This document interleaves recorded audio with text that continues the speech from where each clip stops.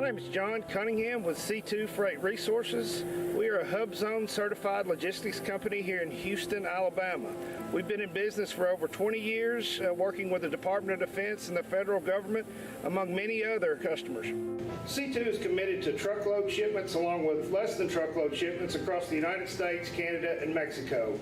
Our high level of service is what keeps our customers coming back year after year. Our industry-leading transportation management software, along with our tracking software, allow our customers to know where their shipments are at any time, any day. In closing, C2 Freight looks forward to earning your trust and business through actions day in and day out. We know if given the opportunity, you'll be pleased with our service and communication. Richmar Florist makes every day a special day, from weddings and large events to that little something for any occasion. Richmar Florist has the perfect floral expression, and they're open online 24/7 at richmarflorist.com. Everywhere, every day. Richmar's 2 retail locations offer a fantastic selection of floral creations, gifts, and home decor. Book your free consultation in our showroom for your special event needs, and visit us online at richmarflorist.com today.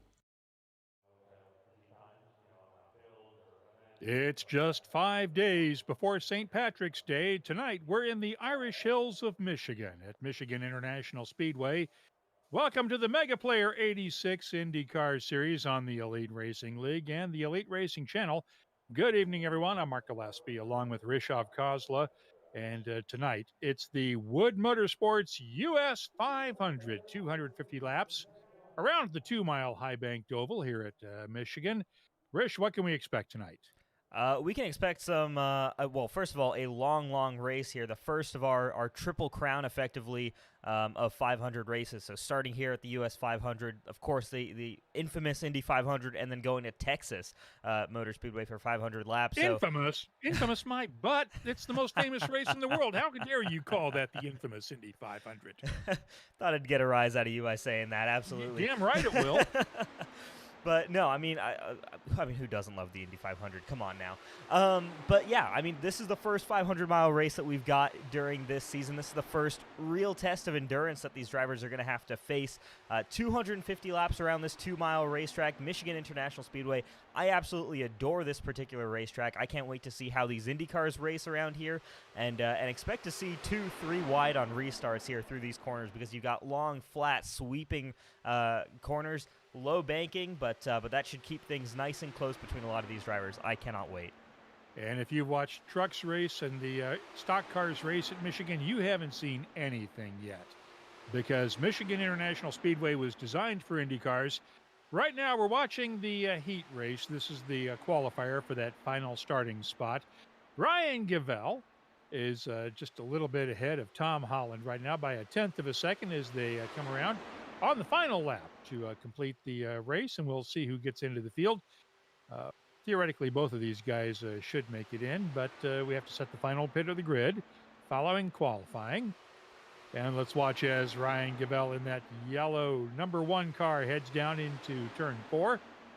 Coming down the back stretch, or coming down the front stretch, here we go. Crossing the line, Ryan Gavell wins that heat race.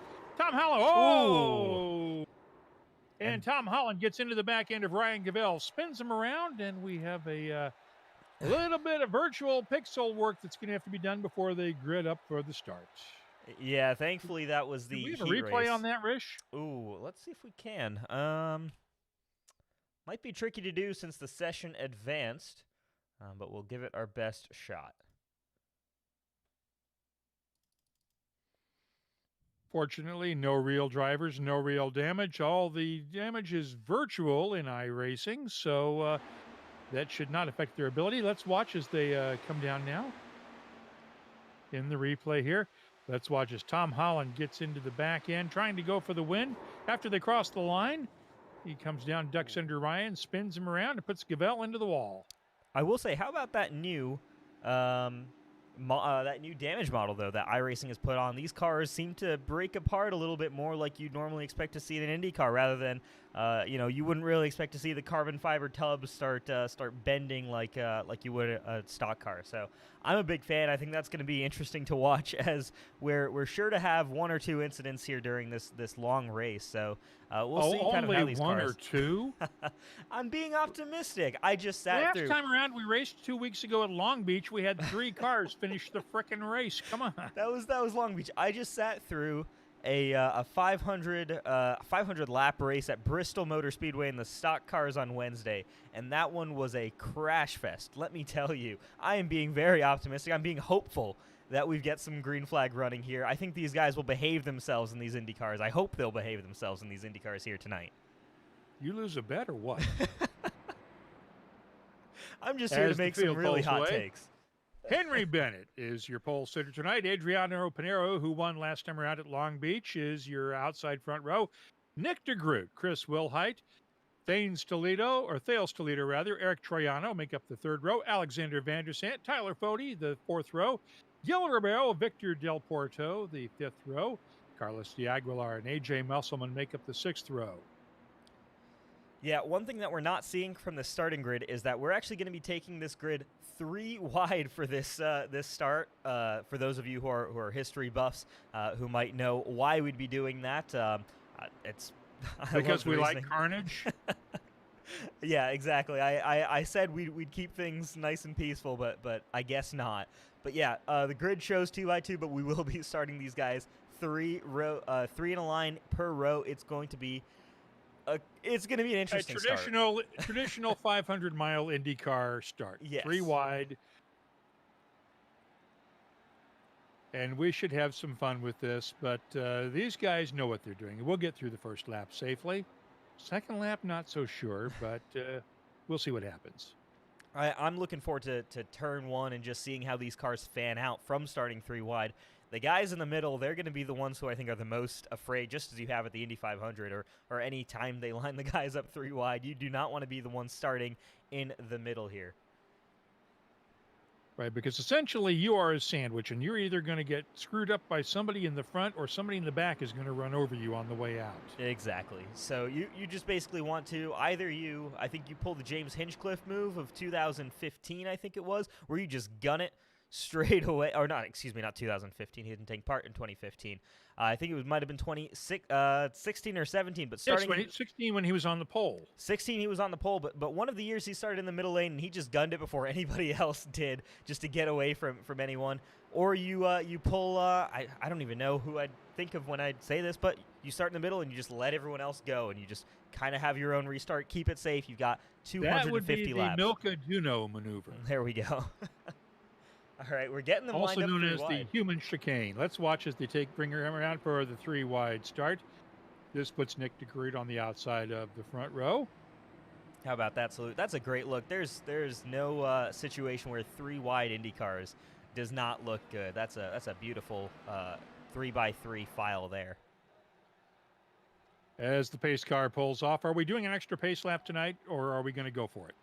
That's an interesting question. I believe we're going for it. Here we go. Henry Bennett, the first one to go, and there you see once again that inside of the front row. Not a quick restart, but that's because you want to get everybody single filed ASAP. Henry Bennett will lead into turn number 1 here on lap number 1 of 250. Nick DeGroot, our racing writer from Motorsports.com, in the second position right now. Adriano Pinero makes a challenge for third, then drops back in behind. And, here we go. We've already got a yellow. We didn't even get through the first lap. All right, well, let's head to the iRace Online replay. Let's see what happened there. That was the 87 car of Andrew Marquez after an impressive run at Long Beach last week. Didn't we give him paint of the race last week? I believe we gave it to him the first week. But yeah, Andrew Marquez has had a good start to his season, but this is not the start he needed to this particular race here, the US 500. Here he goes. You are right. We gave it to the Race Force guys. Yes, sir. 2 weeks ago. Let's watch. Oh, he just gets into somebody else's tire smoke. Oh, there was another one we didn't see, though, up at the top of the rank. There was. That's great. Let's take a look. We didn't see that one. Marquez got caught up in the smoke there and just came around, but he had some influence there. Yes, he did. I'm going to see what I can find in terms of who that might have been in that earlier incident. So less than, not even basically a corner through this race, and already our first caution of the night. Hopefully not a sign of things to come. Not like the infamous 1996 US 500 where half the field crashed on the first turn, but altogether not a good clean start as we had been hoping for tonight. No, absolutely not. Not at all the start that many of these, or that a few of these drivers were hoping for here. Let's take a look, see who I can find. Looks like it might have been Benjamin Combs in the number 77 car. Excuse me, no, it wasn't. There's a bit of chaos here as I'm just trying to figure out within all of these cars who might have been involved in this. We've got a couple of cars in the pits. Looks like Presley Sora might have had something to do with it. I think you're right there. That's an interesting thing. As timing and scoring shows him a little bit further up the order. I think I've just seen who started the wreck, and it might have been our two-time Truck Series champion Tyler Fode. Let's head back. Is a rookie, I believe, this year in the IndyCar Series. He is a rookie and just gets it loose on the bottom lane there, and that's going to cause... Ooh, he catches those two cars hard into the wall and 3 cars involved. He might have actually gotten off relatively scot-free, but those 3 that slammed to the wall, those are Carlos de Aguiar, Presley Sora, and Brendan Madonia, I think, are the 3 cars who were involved in that massive incident. They're all out looks like of this Madonia race. is out. Can we get an in-car from one of those? Absolutely. Let's get Presley Sora's in-car. Take a look and go for this wild ride with Presley Sora. There is no front end on that car. There is not really much of anything left on that car. A hard hit for the number 98 car of Presley Sora.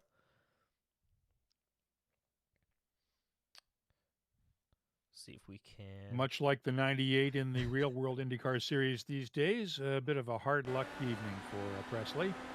This is on board with Presley Sora.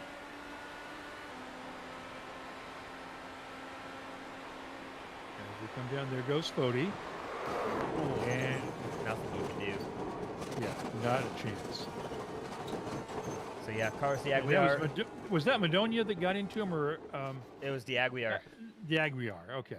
Yep. So de Aguiar got maybe loose checking up for Fode, or maybe even got hit by that 40 car, and yeah, that was the end of that. But we are about to go back to green flag racing. I believe the lights are off on that pace car. So 4 laps into this race, and all of them have been run under yellow flag so far. But Henry Bennett, Nick DeGroot will be restarting single file this time around. So hopefully just a little bit cleaner on this restart. And guys who maybe found that car a little bit too loose on that initial start will know to take it just a tad bit easier. They're showing Nick DeGroot in second, Adriano Pinheiro in third, Chris Wilhite fourth, Thales Toledo in fifth, Eric Troiano in sixth, Alexander Vandersant in seventh, Gil Ribeiro eighth, A.J. Musselman ninth, and Caleb Benchy 10th. Right now, Caleb was our winner 3 weeks ago at Homestead in the opening race of the season. Pinheiro won 2 weeks ago at Long Beach. We'll be at Milwaukee next week at the virtual Milwaukee Mile. Hope you'll join us at 7:30 Eastern Time. Don't forget about the time change this weekend in the U.S., folks. As they come around now, let's see if they take the green flag this time by. The pace car is off. Henry Bennett brings them down to the starting line. This is a very late restart by Henry Bennett. They are going to go for another yellow flag lap, I believe. Okay. We will not have the pace car, I believe, joining us, though, in this particular race. So just an extra lap. Get these guys back running around, and then that'll be our actual restart here. That is a race control decision, not an iRacing decision.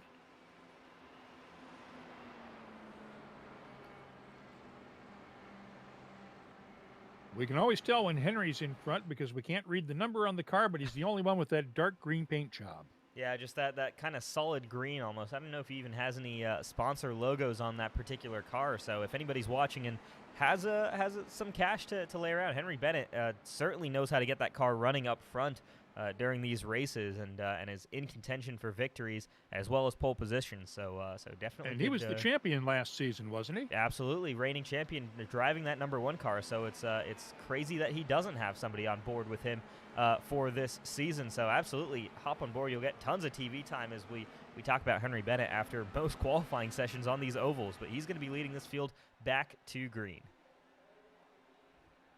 Here we go now as they come out of the tri-oval and head down the main stretch. Henry Bennett pulls away as we take the green flag once again. Starting lap number 6 now. This may be the first lap under green flag the whole way as Bennett pulls away by about a 3-car length lead heading into turn 2. Yeah, right now these guys just single filed out, just need to get some time to get up to speed here, just like we were saying at the start of this race. Though Nick DeGroot instantly going for the move, and this is what you're going to see that you don't typically see at the stock car races here, is the power of the draft. IndyCars, these guys are going to be racing back and forth with each other. There's going to be a lot of movement within this field as Nick DeGroot will lead the first lap back in green flag racing, but there's another caution out on the racetrack. Here we go again. Let's see. We've got several cars involved in this one. Yeah, Tom Miles, Joe McAdary, big damage on that car. Michael Goodman, I believe, with big damage there as he tries to limp that car home. We'll head to the iRace Online replay and see what we can happen.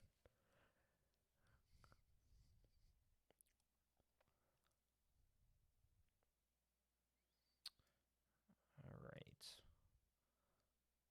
Let's see what we can find.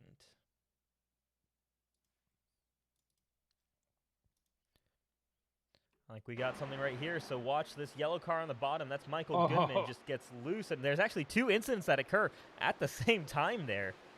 So we just saw that one between the 44 car and the 16, I believe that is, of Joe McAdary in that National Guard car.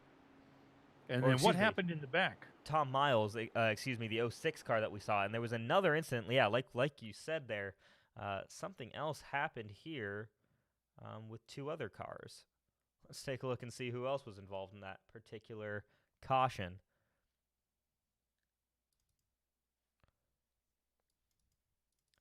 There's no way that could have been the 40 car again, could it? No, I hope not. I think it may have been, though it might not have been Could Tyler have been Ryan. Fode's. Could have been Ryan Schuld because he's being shown now as out. It was Tyler Fode there, but it was the Fode car got in of the back. Oh, yeah, Fode's in that one. Yeah. So there's that 40 car of Tyler Fode involved in that one, but that was a car coming into him, and I believe that was Joe McAdary. Is that the one that was spinning in the back? Yeah, Joe McAdary's the car that was spun around in the back. We'll head back one more time here to the iRace Online replay and see what just actually, excuse me, that was a completely separate incident here as we're watching the 16 of McAdary. As everyone's checking up, he checks up just a little bit too hard and hard into the inside wall there. Ooh. A brutal hit there for that 16 car. Surely the end of his day, without a doubt. That was the Code Brown moment of the night, brought to you by... Never mind. Certainly a Code Brown moment. Thankfully, once again, no drivers are harmed in any of these incidents, which we can be very thankful for. But already quite a few cars on pit road as 31st through 36th. All out of this race, and Tom Miles in that 06 car right now in 30th position. Looks like he won't be continuing either, and same thing with Michael Goodman. So a long way to go for some of these drivers if they can get their cars out of pit road. Otherwise, their days are over very, very early. It looks like Tyler Fode is still trying to stay involved if he can. He's still being shown as active, but he's still been in the pits for almost 3 minutes now. Yeah, so could be potentially game over for Tyler Fode. I'd be surprised if that car makes it back out on the racetrack, but you never know. Sometimes iRacing can do some. At least 2 tires missing. 2 tires, 2 our uprights. Friends at Firestone are going to make some money off this one because there's at least 2 Firehawks missing off that car. Yeah, the virtual Dallara parts shop is going to make some money as well. Oh, absolutely. And those carbon fiber bits are not cheap at all. I can tell you that for sure.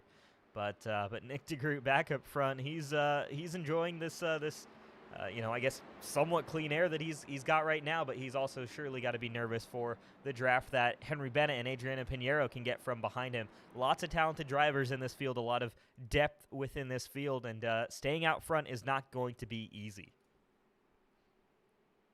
You may be in front for one lap, but you will probably not be in front for 2 laps, given the drafting and the aero on these cars.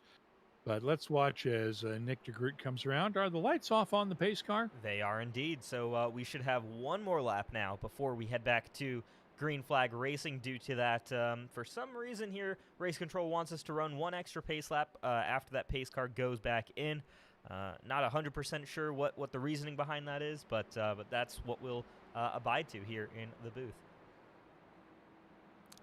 Another thing I've noticed is that we've only got 181 laps to complete on the board, which has me a little bit confused. I think we're knocking 10 laps off every time somebody crashes. I'm very, very confused about that, actually. Do you want to take a second and check with race control and see what's going on? I will do exactly that. Yes, sir. Okay. So while Rish is checking with race control, Nick de Groot comes around. He will lead the field back down. We've completed 10 wonderful laps right now, most of them under yellow, as the same yellow as Nick de Groot's car. That sends the story of the night so far. Henry Bennett has led most of the race until Nick de Groot took over a couple of laps ago, in between cautions. Adriano Pinheiro is in third. Chris Wilhite in fourth. Dales Toledo in fifth. Eric Troiano in sixth. Alexander Vandersant in seventh. And Gil Ribeiro in eighth place. Just sent a message out to race control. We'll see if we can hear back from them hopefully soon. Yeah. In between cautions. In between cautions or something like that, but very, very surprising there. Not sure if I missed the memo on something, but I was told the race was the US 500-mile race, but 181 laps will not be 500 miles here. Let's see if Henry Bennett can get the draft on Nick de Groot as they come down to take the green flag once again here at virtual Michigan International Speedway. De Groot leads them down into turn 1. The virtual crowd on its feet right now as de Groot holds that lead. Bennett takes the high line, then tucks back in behind de Groot, going down the backstretch, flat out, and makes the move on the inside. Yep, inside move for Henry Bennett to the lead. I did just get the call from race control. The race is, in fact, 250 laps. It's actually a timing and scoring glitch that we're experiencing. You do just see that hop up to 188. So hopefully, eventually, timing and scoring will decide this is a 250-lap race. It just hasn't quite warmed up to that idea yet. Timing and scoring has failed us yet again. Nick de Groot makes a move on Bennett, takes the lead once again, coming down the inside as they head back down the backstretch. De Groot, Bennett, Pinheiro, Wilhite, and Toledo, your top 5, as we are on lap 12 of, now up to 241 laps. Maybe we'll get up to 250. As de Groot makes the move, or Bennett rather makes the move and takes into 3, takes the lead back from Nick de Groot. Yeah, absolutely. Hopefully timing and scoring this next time by, or 1 or 2 more times by, but it'll start getting things right. And there we go, 250. But Nick de Groot back to the inside line here is Joe Ribeiro. Fastest lap there on track. That's your 8th place car here in this 55. Quick lap times here from him. Let's watch and see his progress through the field, as again that draft can make such a big difference to your speed overall, and he's going to look to the inside of Eric Troiano and try and move up to the 7th position. He makes that pass. It looks like he's going to make it stick as he comes around into turn 4. They head back down the main stretch. Bennett, de Groot, Pinheiro still your top 3. Ribeiro doesn't end up making that stick, but yeah, another fastest lap. Again, this is where we're going to be seeing a lot of fast laps being traded here. It's guys who are going to be able to get those runs in the draft. Again, they don't necessarily mean much, because if you can't ultimately get the runs and get past drivers, it doesn't mean a ton. But Alexander Vandersant moving to the bottom line and making the move here on Dales Toledo in the 37. He's not quite going to get there. He didn't quite make it stick. Yeah, so that's showing you we do have multiple lanes to work with around 3 and 4, 1 and 2, because of the progression and the banking of this racetrack. Running that bottom lane isn't necessarily the fastest, and you're probably going to see a lot of drivers maybe favor running higher and higher up as the run continues to go on, it just becomes a little bit easier on the car. Down on that banking, the cars can get very, very loose, as we saw in the first, that first lap 1 caution. We've had another lead change. Henry Bennett has repassed Nick DeGroot for the lead. Can we get a shot of DeGroot's in-car camera? It would be interesting to watch them. Absolutely. We'll head to the roll bar on board, and here we go as Nick DeGroot goes for the lead over Henry Bennett. He'll get that before turn 1 here, as you don't see that that number 1 car on his outside. But the question is now how does Henry Bennett come off the corner? We'll watch, and here we go. What a view of that. There goes the 1 car, and 1 car should be streaming on past to the inside of Nick DeGroot here, and there he goes. And this battle for the lead is great. These guys swapping positions twice a lap here, still going at it as the tires are fresh. As Bennett crosses the line for lap 16, we start lap 17. Bennett, DeGroot, Pinheiro, your top 3. And that's what a hungry pack of IndyCars looks like behind the leader there. That can be intimidating for sure, but Nick DeGroot and Henry Bennett putting on a show right now and having some fun up front. And DeGroot makes the move again on the inside, takes the lead back from Pinheiro. Takes the lead back from Henry Bennett. Takes the lead back from Nick DeGroot. They're swapping the lead back and forth so many times I can't keep up with them right now. Absolutely. Adrian and Pinheiro, Tail Solido, both kind of hanging out right now a little bit behind these two, seeing if they can draft up and maybe make a move or just kind of rolling around. And the big thing you can get with how powerful the drafts are in these cars is you can save a lot of fuel just by lifting off and really just hanging out behind a driver. And while Henry Bennett and Nick DeGroot are going for it up front and having some fun battling each other, the likes of Adriana Pinheiro in the 12 and Tail Solido in the 37, Chris Wilhite in the 7, everyone behind these guys effectively, if they're not making moves, they're saving fuel. And that's going to be a huge, huge advantage if we get some green flag pit stops later on in this race. Do we have an idea on pit windows tonight? Unfortunately not. I haven't gotten the chance to speak with any drivers prior to the start of this race. That's another message that I could certainly send over to our unfortunately out of the race Tyler Fode and see what he was able to find out during his testing. Okay. And if Tyler wants to join us in the booth, we can certainly welcome him in. Absolutely. I'll see if he wants to join us here, give us a quick interview, talk us through those first 2 restarts where things didn't quite go the way that 40 car wanted, to say the least. That is putting it mildly. Yeah, absolutely. It's pretty chaotic here throughout the field, at least with that camera angle. It's you got just a lot of fighting, and everyone's close together. And you know what? I absolutely love that. But obviously that does make you a little bit scared, because if there's one hiccup anywhere throughout this this group, then yeah, that could certainly affect a lot of drivers.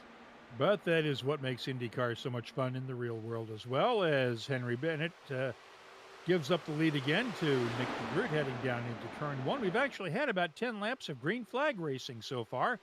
People settling down behind the wheel now and getting ready for a long race. Yeah. Your top 3, DeGroot, Bennett, and Pinheiro. Oh, now it just switches to Bennett, DeGroot, Pinheiro, but those 3 have been fairly consistent in whatever order as your top 3 so far, though. Again, we've got a lot of movement behind them. Joe Ribeiro continuing to move forward up to 6th position now. We've got Chad Frankenfield there as well, looking behind the 2 race first cars. Caleb Benchy, your race winner from Long Beach, and Alexander Vandersant going side by side there, as it is Caleb Benchy who slots into the position ahead of his teammate. But I mean, these guys are 2x2 down the straightaway. It does feel like it's heating up here on track. We got a lot more aggression, I think. Guys are starting to make moves as they get more comfortable in this tire run. And lap 22 is not exactly where you want to start showing the aggression right now, but if you don't show it, you might wind up getting sent back to the back of the field at some point here. Let's watch. I believe that's Bency making a move on the inside. Yeah, Bency making it 3 wide there for a brief moment, but he slots back into position. Again, that bottom line, you can see he just gets really, really checked up on the bottom and is going to lose 1, 2, 3, maybe 4 positions here on the bottom. You get that, that shortest route around the racetrack. However, it really hurts your run off of 2, off of 4 if you've got a guy on your top side, which most of the time around this racetrack with how close these guys are, you do. So Caleb Bency right now is, or excuse me, this is Alexander Van de Sant. Those two cars look identical. Alexander Van de Sant right now is moving backwards just because of that inside move here. He's got some work to do. He's got to build that momentum back up to get back up the order. Let's watch as they head down into 3.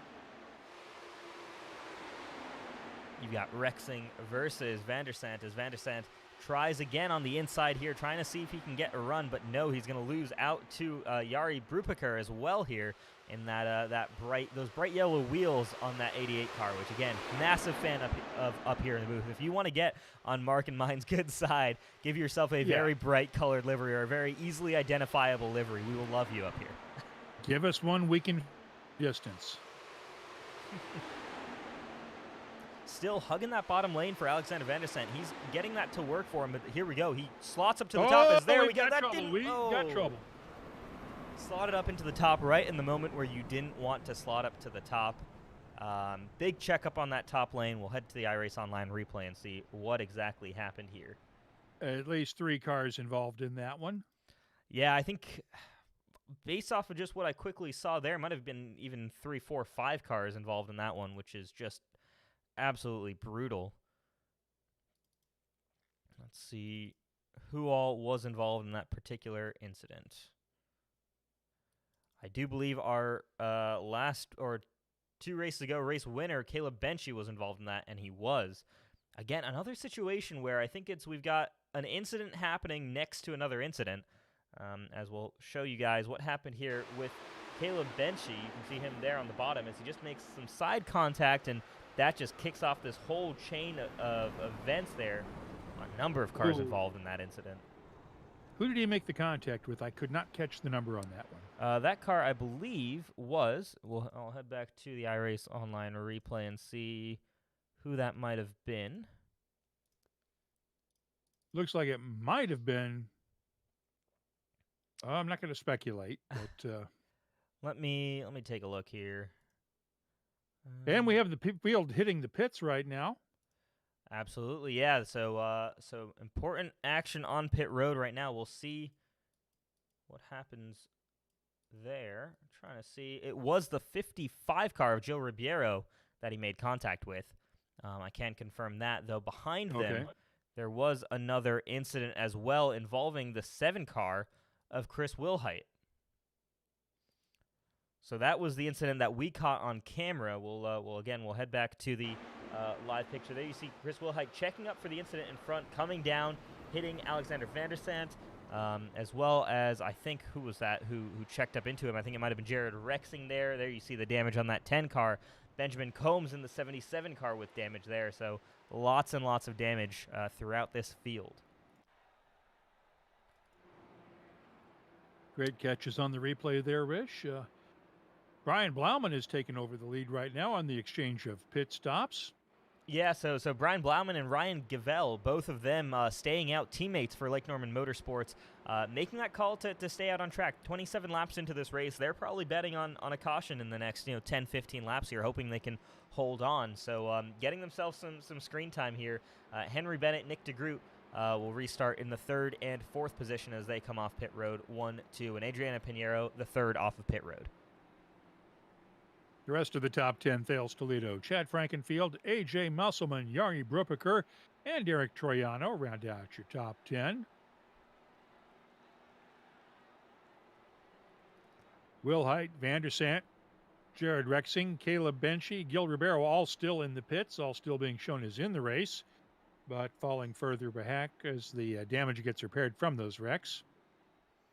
Yeah, I'm really curious to see how this run by the 2 Lake Norman cars, these 2 bright yellow cars, is going to work out here. These older tires, we don't really know what the effect of old tires is on this racetrack. Are you tire limited here? Are you fuel limited? What's really going to be what are these guys working with? I did just get a confirmation from Tyler Fody, who unfortunately is out of this race. You saw him in those first couple of incidents here. 32 to 36 laps should be the window that we're expecting to see guys on, assuming obviously green flag laps, and then of course depending on how well you manage the traffic and how much you save in traffic. So there is some laps that still Brian Blauman and Ryan Gavel can cover. There again, they're betting on a caution in 10, 15 laps, no more than that. Otherwise, they will have to come down for green flag pit stops. Yeah, we're going to be lucky if they get it all the way to lap 38 before they have to come down if we stay green.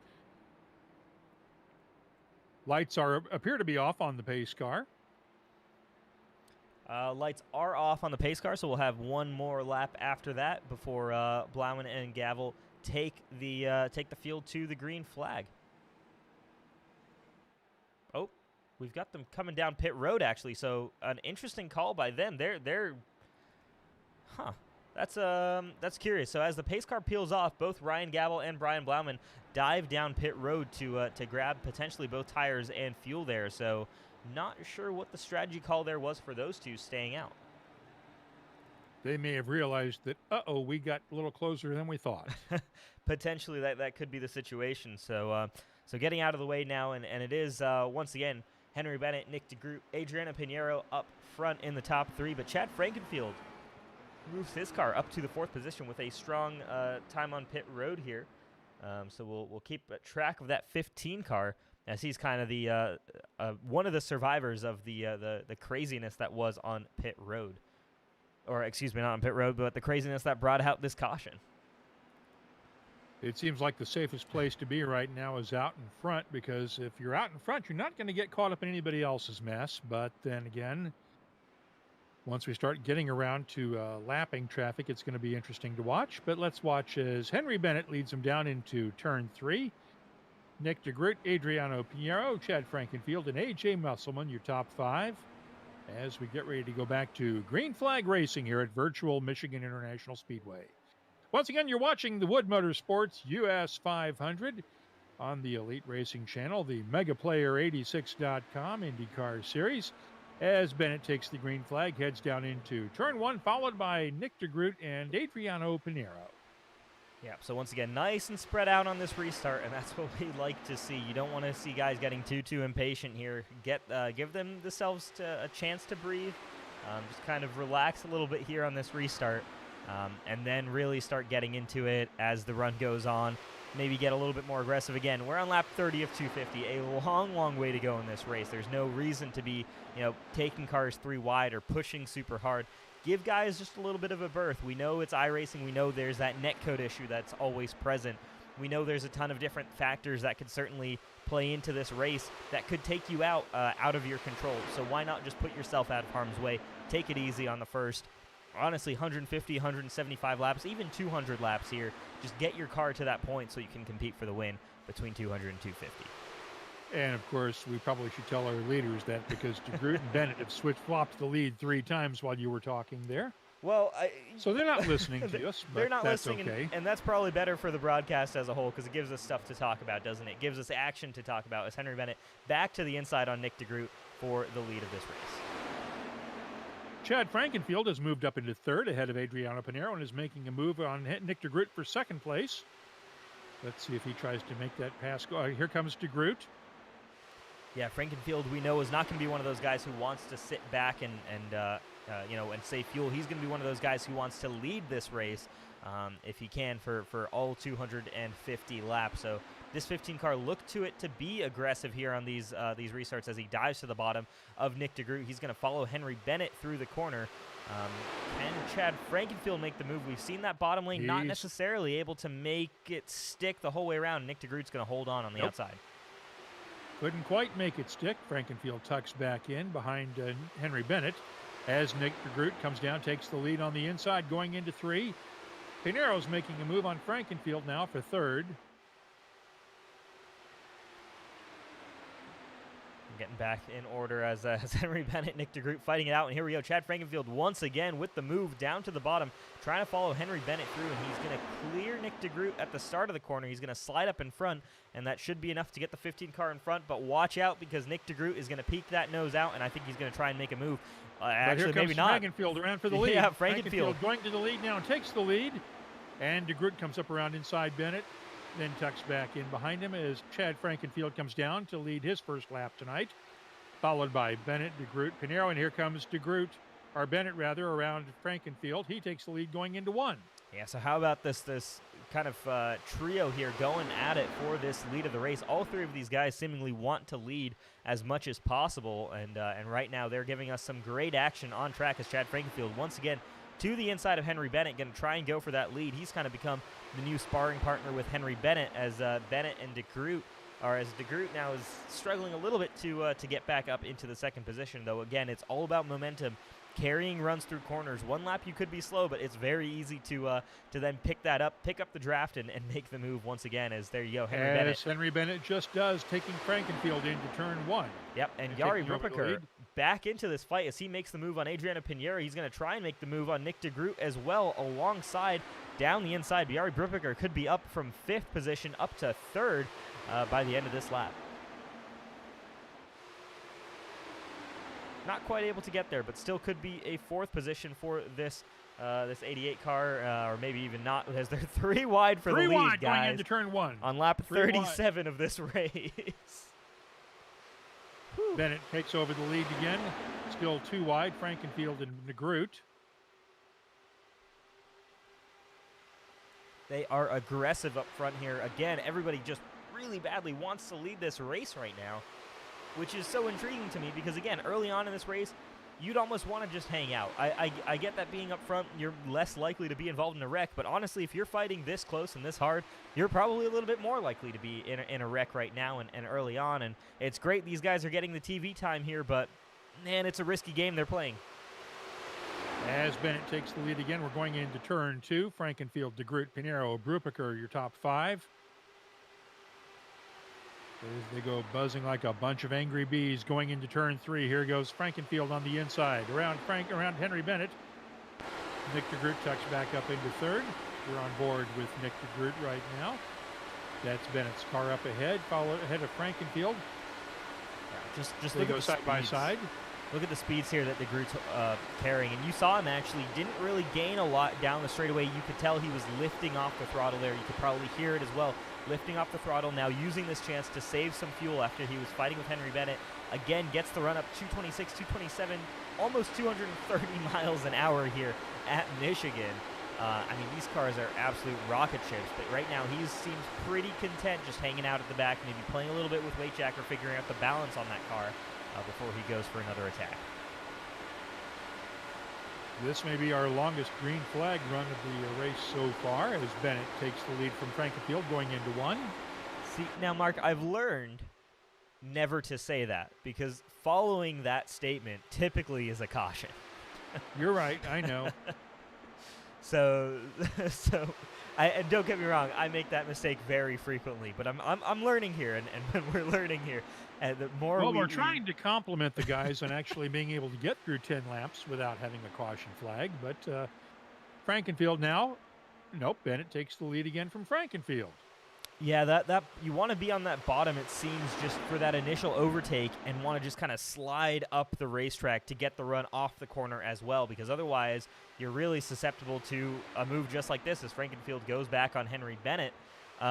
There is just going to be this back and forth movement here, and I think it's really going to stay together until we start to see some pretty heavy tire wear almost, where guys start falling off because of that, and maybe you start seeing gaps increase on the racetrack. Bennett seems to be stronger down in turns 1 and 2. Frankenfield seems to be stronger up in 3 and 4, and I think that's because they're getting that aero pull coming off and being able to take advantage of the aero as they come around. That's exactly what it is, yeah. I mean, the draft is so incredibly powerful on these cars that you can come off the corner, less than ideal and still be able to make a run at guys in front of you. And really it comes into the factor of you can't make adjustments on these cars mid-corner, so if you take a great and aggressive entry to the corner, you're inherently sacrificing your exit to the corner, and that's going to slow you down. Even if you made the pass entering 1, slows you down off of 2, and that gives a chance for the guys to get you into 3. So it's just a back and forth here right now. You're going to keep seeing this as guys go switching the lead 2-3 times a lap here in the early stages of this run, though actually we're getting into it now. And 16 laps on this particular stint. means that, the tires may start to wear a little bit. They're obviously lowering their fuel load, so the cars are potentially gripping a little bit. We don't know what weather conditions are like out on the racetrack, so we don't know how that's all. A lot of it is just kind of adjusting to the conditions and adjusting to the racetrack as it continues to change throughout this long race. We have 21 cars on the lead lap right now as we come down on lap 44. Frankenfield, your leader, about 0.2 of a second ahead of Bennett. DeGroot in third, Pinheiro in fourth, Ryan Gavel in fifth. Rupiker in sixth, Musselman, Marquez, Troiano, Balvans. Round out your top 10. Yeah, and Jared Rupiker once again making moves on that bottom line, trying to get past Adriano Pinheiro. Not quite sure that's going to be enough for him, as there you go. He almost loses it, I think, going all the way to the bottom, or potentially reducing that draft, as here we go, Adrian Musselman tries to go past him on the bottom lane. Yeah, that bottom, I don't know if that's quite where you want to be to overtake, especially when you've got lanes available to you. The back up front, Henry Bennett, Chad Frankenfield still going at it. Nick DeGroot, again, I'm looking at him as the guy who's saving fuel right now and could go 2-3 laps longer than Frankenfield and Bennett, who are really just pushing right now up front. We should note Alec Balvance has moved into the top 10. I just mentioned his name tonight for the first time. He has moved into the top 10, only about a second and a half behind your leader, Chad Frankenfield. Yeah, I mean, how absolutely close is this field right now? Like you said, 1.5 seconds, maybe a little bit more than that, separating the top 10 cars at a 2-mile racetrack. It's not, it's not like we're talking about like a NASCAR plate track or something like that. These are Indy cars. We don't do that kind of stuff here. These are 550 horsepower, high downforce Indy cars. These things are absolutely going for it on this oval, and 1.4 seconds is the gap between first and 10th place. Unbelievable.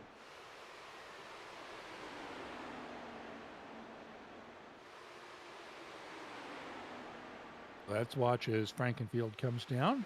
He's held onto the lead for, well, he held on to the lead as Bennett comes down. Just as I say, he was about to hold on to the lead for a full lap. Bennett comes down, takes it away from him. And expect here on this back straightaway, we'll say Chad Frankenfield will make the overtake for the lead. And here he goes, just like clockwork. There he goes. And there we go, that 15 car once again.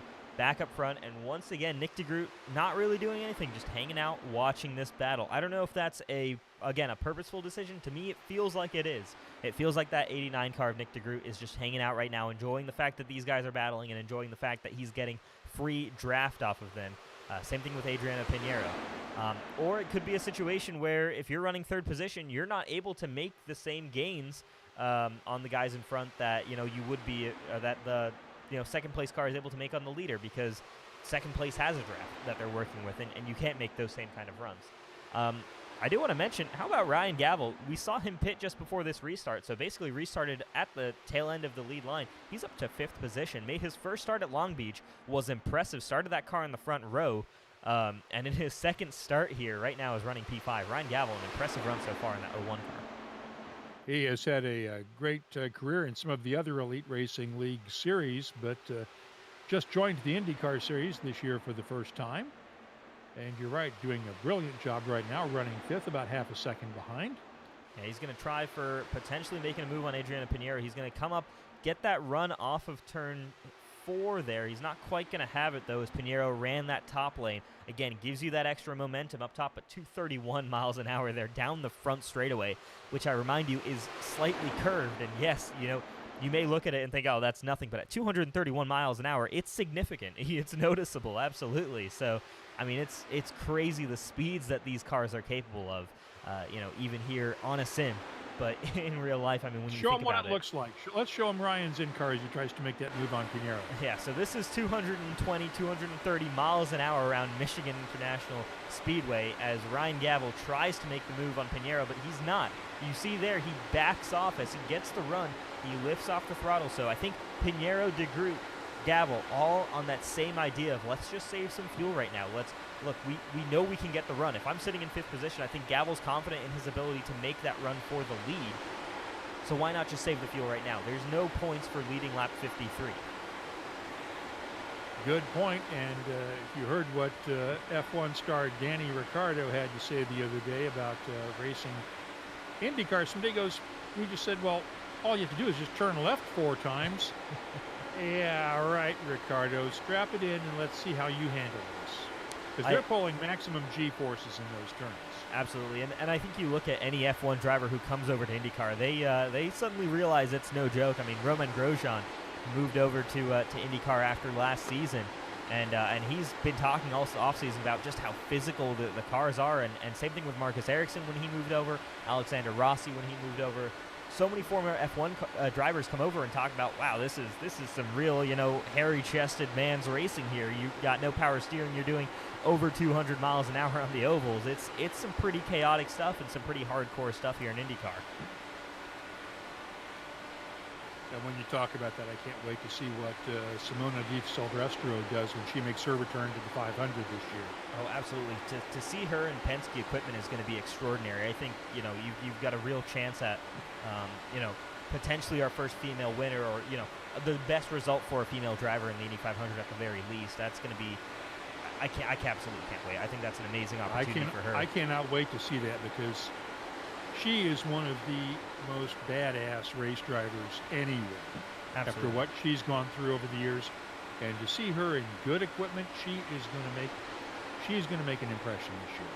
Absolutely, yeah. I mean, it's funny because I know, I personally follow a lot of racing in Europe, and the search is always on for who's the next great, or who's the next potentially female driver to make it to Formula One or anything like that. Here in the U.S., I mean, you talk about the top levels of IMSA and IndyCar. We've had great female drivers for the longest time. They just haven't had the equipment, and they're finally getting the chances. I mean, you saw what happened when you put Catherine Legg in a good car in IMSA, or same thing with Christina Nielsen. They won championships.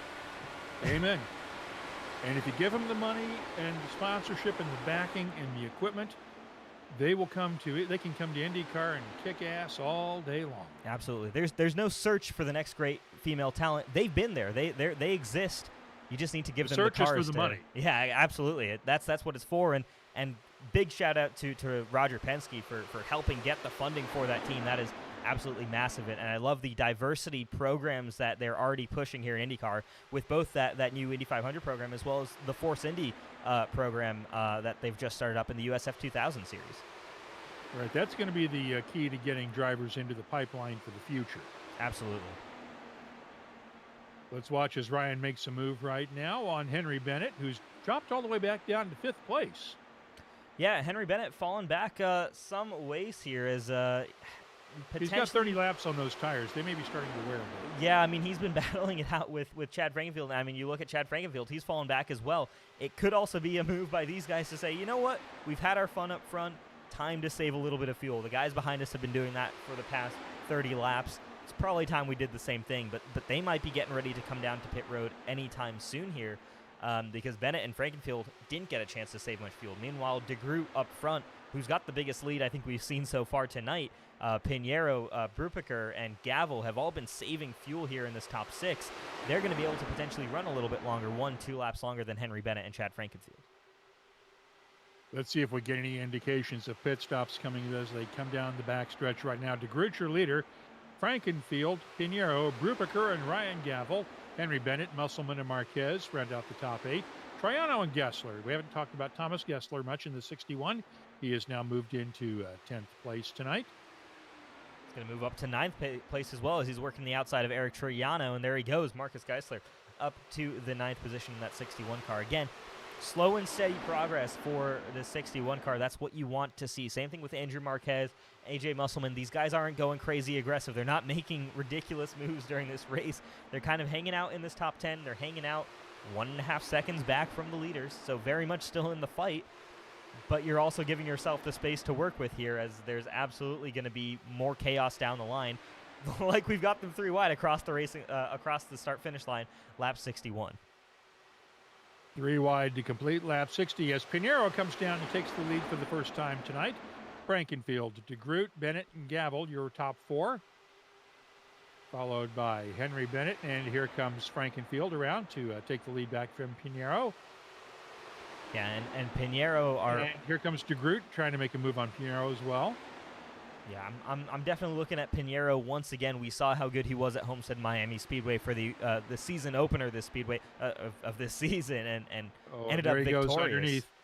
he's been saving fuel in that car. He's been saving stuff right now, and Adriano Pinheiro has a lot of pace in that 12 car. I'm looking at him right now as one of the strongest cars on this racetrack, if he can, of course, get away from the guys. And I think it's going to be a lot of just who's in the right position at the right time on the final lap. Setting yourself up is going to be the biggest thing.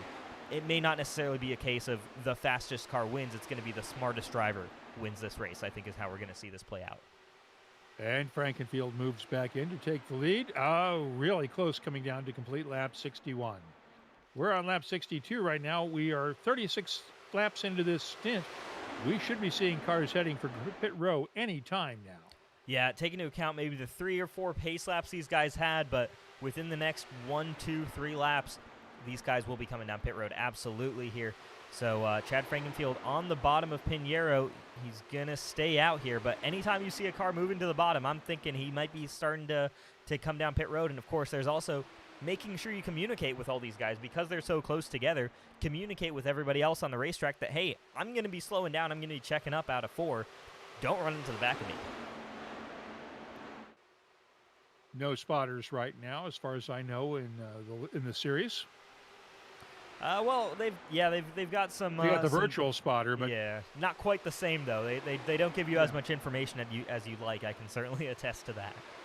And they're not going to communicate with the other spotters to let you know, hey, so-and-so's about to pit. Exactly, yeah. So as Pinheiro comes down to take the lead back again. Yeah, so start lap number 65. We've kind of had a few constants up at the field. They've been DeGroot, Frankenfield, who'll like be part of that 1-2 battling up at the front. But now Pinheiro and Frankenfield is the two who are going back and forth here as Frankenfield. He's not worried about saving fuel right now. He seems to be pretty confident in that car right now, pulling that Simon Pagenaud 2019 strategy, really, where it's just, you know what? Screw fuel saving, I'm going for it. And he's the first car on pit road, Chad Frankenfield.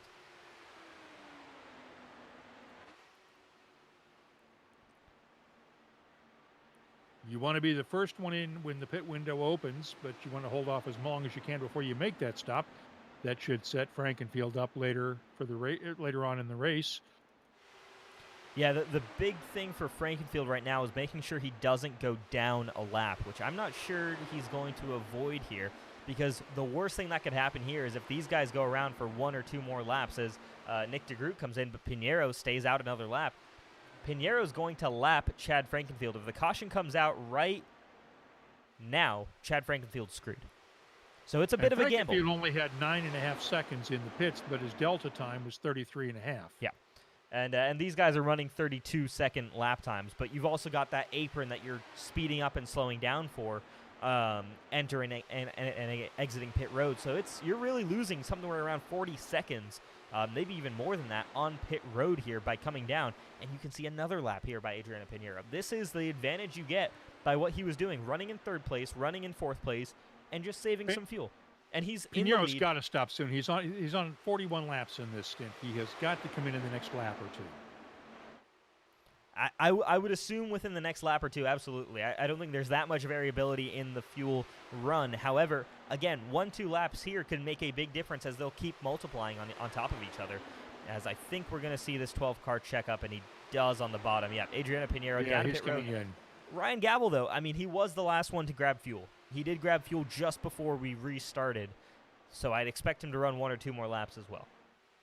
Right, he's only on his 41st lap since his stop, so he should be okay for at least 1 more.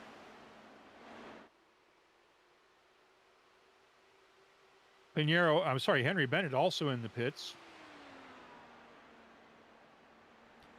Yep, Henry Bennett in the pits. Right now it's Gavel, Musselman, Marquez, Triano, Balvans. All of these guys are out on the racetrack. Basically that top 10. The first guy to come off of pit road right now is Henry Bennett. DeGroot also was in the pits as well, and Brubaker and Thomas Geisler also pitted. Yeah, so here we go. Frankenfield in front of Pinheiro, as Adriano Pinheiro coming off pit road there as well. So yeah, guys are coming down. So Gavel just came down. Got his lap back. Yeah, everyone is now back more or less, I think, on the lead lap. Frankenfield's on the lead lap, actually. Pinheiro was still a lap down. Yeah, so Frankenfield got his lap back. Musselman's done 43 laps in this stint, along with Troiano and Marquez.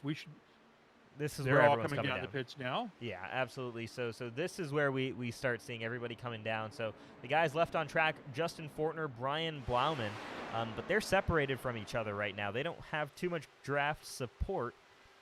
There is a little bit here for Justin Fortner, your leader, but for Brian Blauman, he's kind of out there just on his own right now. So no big speed by running in a draft here. So could lose some time, but impressive run by this 29 car as well as the 26, both of them just staying out, saving that little bit more fuel. Again, if we continue to go green here and we have more green flag pit stops, that could be a huge advantage towards the end. The strategy is already starting to play out. Fortner is pitting now. He was 45 laps into that stint. Yeah, so 43 laps into the stint, Brian Blauman. So he pitted on the same lap as Ryan Gavel. We just saw Ryan Gavel move up to the front while Blauman stayed in the back. I wonder if that was a strategy decision by Blauman to stay in the back, or if that was just the pace of the car that he had right now. We'll see, but right now, yeah, Brian Blauman up to the lead of this race by staying out for some of the most laps, and he's going to be the next guy to pit and the final guy to pit. As the caution comes out, interesting. And he just got hosed. He did get hosed. The pits are closed now. Yeah. I'm curious. curious. He's 44 laps into this stint. I'm curious to see how much fuel he's got. I'd assume you'd pit with a bit of a buffer, and with the caution, you might be able to save some, but that could be very, very close. For his sake, I hope he's going to come down and have enough fuel to make it back to pit road, but not ideal. Let's go take a look and see what potentially was the cause. Do we know what caused the caution? Of that caution. I was actually so focused on trying to figure out what. Let's see what we can find here.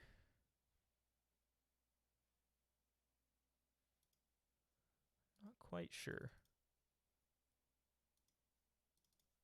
While you're looking for that replay, we're watching the Wood Motorsports US 500 tonight. We want to thank our race sponsor, Wood Motorsports, a local racing team based out of the Pacific Northwest.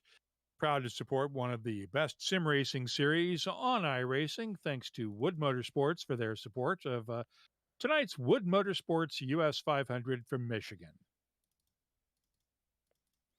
Yeah, unfortunately, not quite sure where this caution came from. Let's see if I can roll back a couple more.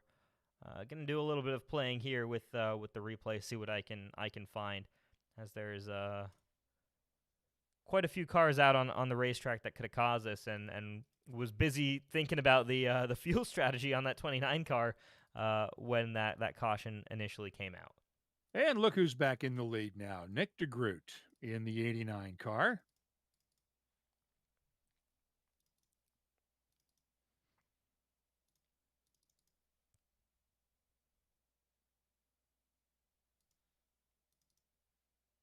I believe it was all right, I think I found him. The 45 car of Jordan Owens was involved in this particular issue. So here is the replay. Jordan Owens, the car on the top side.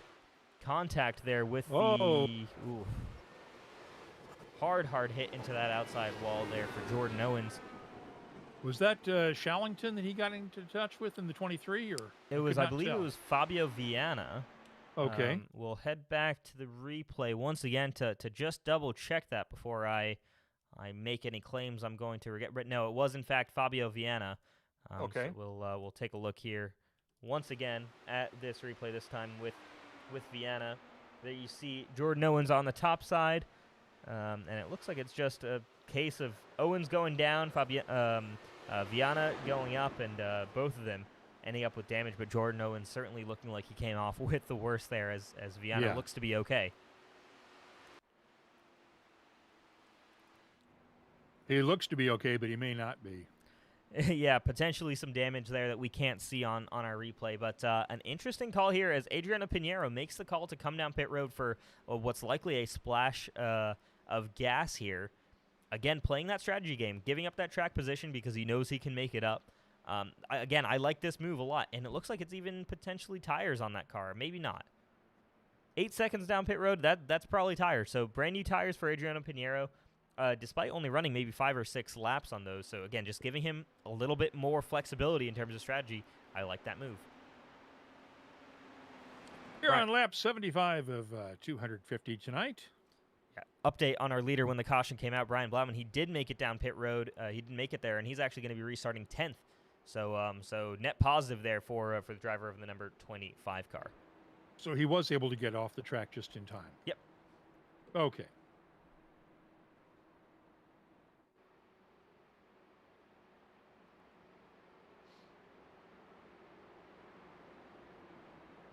Lights are off on the iRacing pace car, so that means we're going to have one more lap before we get back to green flag racing. It'll be Nick DeGroot and Ryan Gavel who will be leading the field back to green. Two bright yellow colored cars here.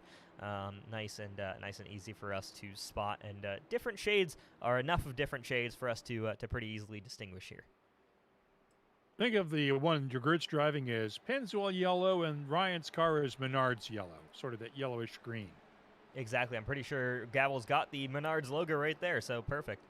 Almost like your Elio Castroneves and Simon Pagenaud liveries that you'd be used to seeing at this point at the Indy 500. Though, of course, Elio Castroneves no longer in that yellow submarine car. That's going to be a different look for him. Yeah.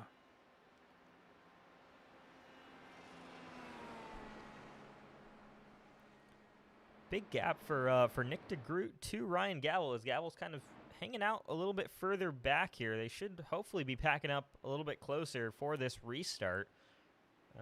Let's take a look, and there you see Nick DeGroot kind of slowing down and Gavel speeding up. But yeah, pretty spread out amongst this field for this restart. They should hopefully try and get closer together before we get going here. As of right now, we have 20 cars on the lead lap as we come down to start lap number 77. Nick DeGroot leading them down out of turn 4 towards the starting line.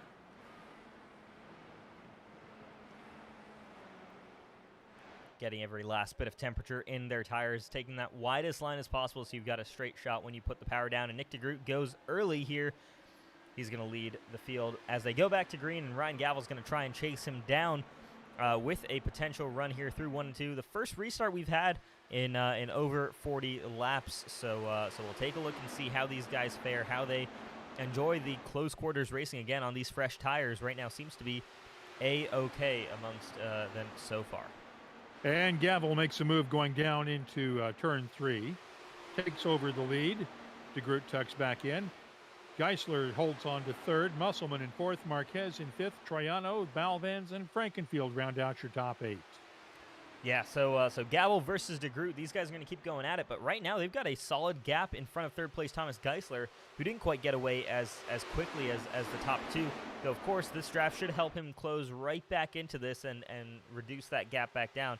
I mean, that top 10 right now is now 2.5 seconds versus, the 1.5 that we had before, but could potentially spread out a little bit quickly on these restarts, as there you go, Ryan Gavel once again around Nick DeGroot for the lead. These two are going to go for it. They were going to have a similar situation to what we had with DeGroot and Bennett and Frankenfield and Bennett earlier on in this race. And DeGroot makes that move down into turn 1. Chad Frankenfield with the fastest lap time down in the 8th position, so not great off of pit road there for Chad, as he might have come down actually for a splash and dash as well, and he did. So just a little bit of fuel there. No tires for this 15 car by the looks of that pit road time. So quick times right now for the 15. He's got a lot of draft help. He's going to try and make his way back up to the front because we know that 15 car likes to be running as far forward in the field as he can be.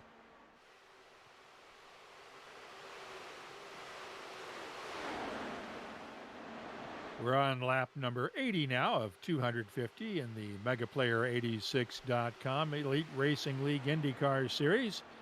The Wood Motorsports US 500 tonight at virtual Michigan International Speedway. I'm Mark Gillespie along with Rishabh Khosla calling the race for you tonight, bringing you all the action. Glad you're watching us tonight on the Elite Racing YouTube channel. Ryan Gavel is now in 2nd place after Nick DeGroot makes another one of those first turn passes. As we complete lap number 80 on 81 now. The 2 yellow cars out. Thomas Geisler is tucked in now to a tight 3rd, just 0.3 of a second back. As Ryan Gavel comes down, takes over the lead. Yep. Yellow versus yellow car here, and Gavel back up to the lead here over Nick DeGroot. They're going to probably switch that back around here before they get to turn 1, as here we go. That huge run between Gavel and DeGroot. I'm actually curious here. We might get a chance to see here as Nick DeGroot will show him as he leads over Ryan Gavel. Let's see the speed difference there. You can see in miles an hour. Nick DeGroot topping out right now at about 219, 220, about 5, 6, 7 miles an hour difference there, almost 10 miles an hour at a point there between first and second place. That's the sheer power of the draft here at Michigan International. Arrow is critical on here as we watch Geisler make a move now to try to take second place over. Yeah, Thomas Geisler going to try and work to that inside line there as Nick DeGroot as well trying to work with a run on the outside of Ryan Gavel. They all keep it together here, but aggressive racing up front right now as third place is trying to get involved in the fun that these two cars have been having, Nick DeGroot and Ryan Gavel, so far. Geisler trying to make that move now on Gavel. Yep, DeGroot back to the point as Gavel's going to once again try and get past him, and that could right there potentially be the gap that you see there between your your leaders. Gavel came right back in front of DeGroot, cut his ear off, and Geisler came around to almost take second place. Yeah, but he left Geisler hung out to dry on that low line. Yeah, that low line doesn't quite get the job done as, yep, these guys are going to go back at it once again. Geisler hanging out, and it's going to be Nick DeGroot back to the bottom and making the move on Ryan Gavel as Gavel dives back down to the bottom, and Geisler just trying to see if he can make any kind of move on these guys who are pretty aggressive right now for the lead of this race.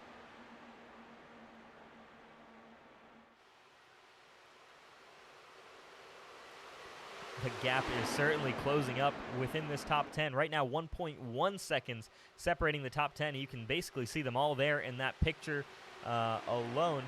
You go further back, you've got the likes of Adriano Pinheiro, who came down during that last caution. He's been hanging out a little bit further back here. Same thing with Henry Bennett.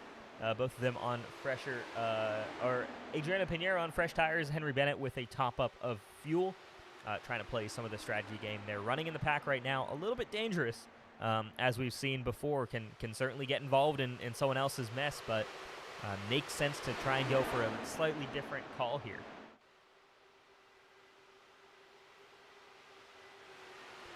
And look who's back in that battle for the lead. It's Chad Frankenfield, man. He cannot stay away from this lead fight for too long. That 15 car has a lot of speed in it. He loves to lead this particular race as, wow, Ryan Gavel aggressive in front of Chad Frankenfield, and Frankenfield's going to dive back to the bottom with the help of DeGroot.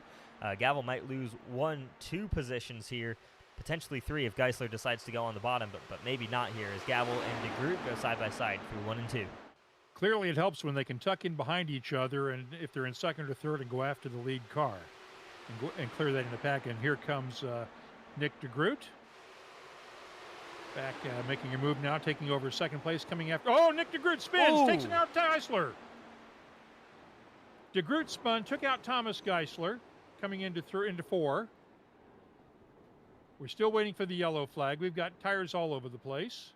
I'd be surprised if the yellow hasn't already come out. That could just be a situation here with timing and scoring not potentially updating very quickly as... there we go.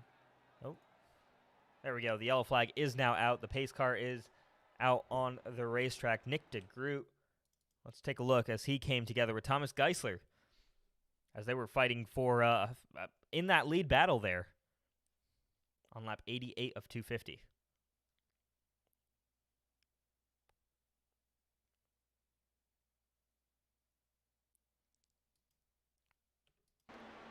Here we go, back to this replay here as Nick DeGroot just kind of gets on the apron a little bit too aggressive and just loses it on the bottom there, slides up into Geisler. Don't know if anybody else made contact. I do see some smoke further down the order. I'm curious. There were more cars. There's more cars. There's 2 more back there, 1 on its side. A lot more cars here. Eric Triano, Nick DeGroot involved in that. AJ Musselman, I think, might have been involved in that. We'll head back to the iRace online replay and see what happened here.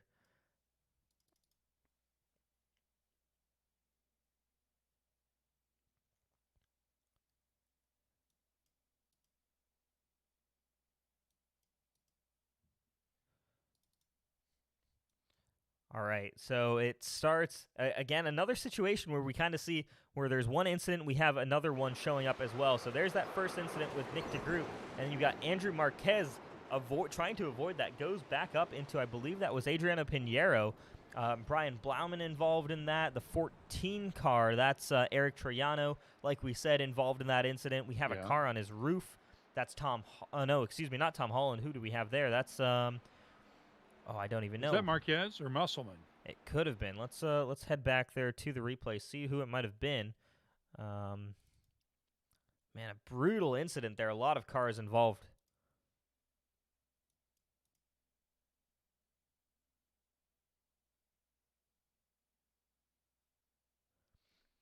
Jari Brippiker avoided that just barely. So great job there by him to do so. Trying to see what that car upside down was. Of course, we can't really see the paint there. You can just kind of see the base of it. As Thomas Geisler with nothing left on the chassis of that particular car. It might have been A.J. Musselman who flipped upside down there. Excuse me, it was the 7-Eleven car, actually, of... Ooh, was that A.J. Hobson? It was. A.J. Hobson is the car that flipped upside down, yep. So we'll grab this second replay almost, as A.J. Hobson almost makes it through this wreck. Here you go, this is the 14 7-Eleven car of A.J. Hobson. You see that wreck going on up top. Almost makes it through, Gets and then through, that car... and then, oh. Got up over on the top and then up on the aero screen. Yep. So a brutal incident, once again, taking out a lot of good race cars here, as we've now got effectively everyone outside the top 12 seems to be out of this race here. So 12 cars left in this on just lap 90 of 250. And we're shaping up for another tight finish between whatever's left as we leave lots of carbon fiber all over Michigan International Speedway tonight. Hey, we want to thank our friends at iRaceOnline.com for sponsoring the replays. They have been building and racing and driving simulators for over 20 years. They can help you with everything from engineering and configuring to giving you a turnkey full-motion driver simulator. They work with iRacing, Fanatec, Rimco Tech, and SimGear. If you'd like to find out more, visit them at iRaceOnline.com to check out their store. We want to thank iRaceOnline.com for sponsoring our replays this season. We're on lap 90 of 250 in the Mega Player 86 IndyCar Series. Yeah, just 12 cars left in this race. It's going to be interesting as the pace car peels off. We'll have one more to go. I did want to say, though, yeah, like you said, big shout out to iRace Online. They're certainly getting their money's worth here, as we've got a lot of replays to show this week.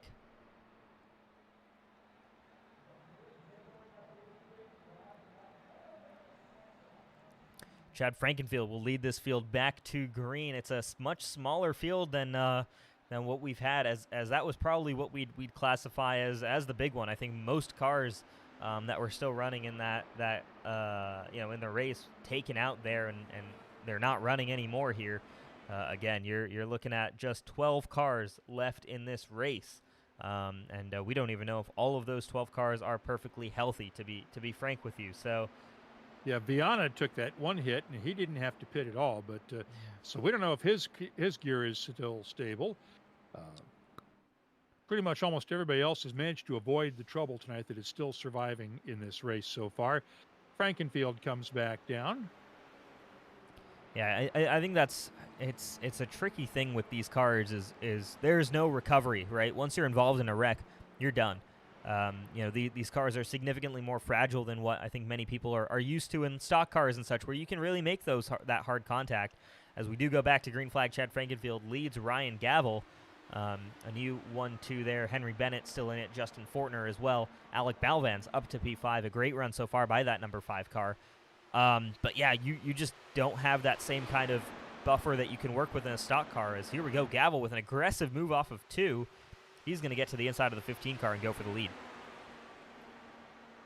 If any of our out-of-the-race drivers are still around who might want to join us, I'm thinking maybe if we could... Nick DeGroot is still in, but he's being shown as 5 laps down right now. He's been in the pits for 6 minutes.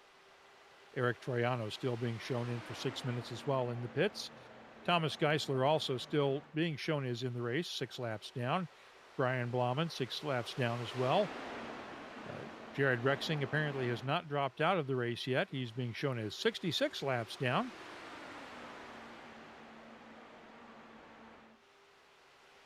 Yeah, not yeah, not too many cars still running, at least in this particular race here, or at least moving on track. Yeah, like we said, just those 12 cars. As here we go.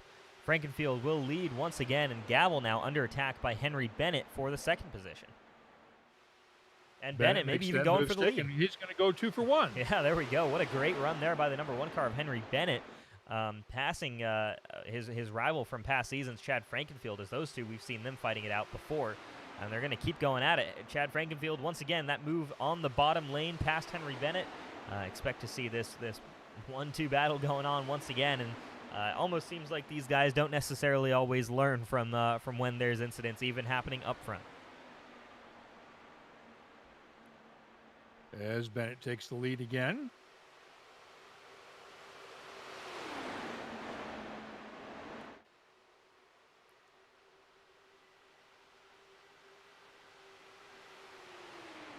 Here comes Frankenfield making the move down the inside on the backstretch into 3. Bennett lets him take it. Frankenfield back in the lead right now.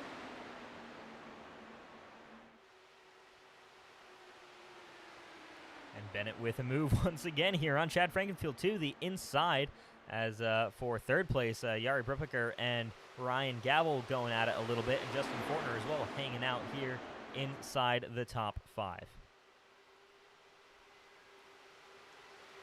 Rounding out the top 10, Hunter Smith, Alec Balvans, Victor Del Porto, Thales Toledo, and Fabio Viana.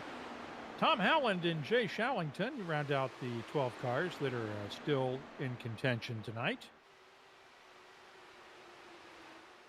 And yeah, for Tom Holland, Jay Shallington, these guys seem to still have all the body parts on their car, as far as we can tell here up in the booth. So right now they're doing what they need to do. Again, maybe this is the right move here, just kind of rolling around up the back, hanging out while the guys go and fight nice and hard up front, and maybe pick up the pieces, as there's sure to be more carbon bits lying on the racetrack with still over 150 laps to go in this race. You're right, we are not even at the halfway point. We've already lost more than half the field.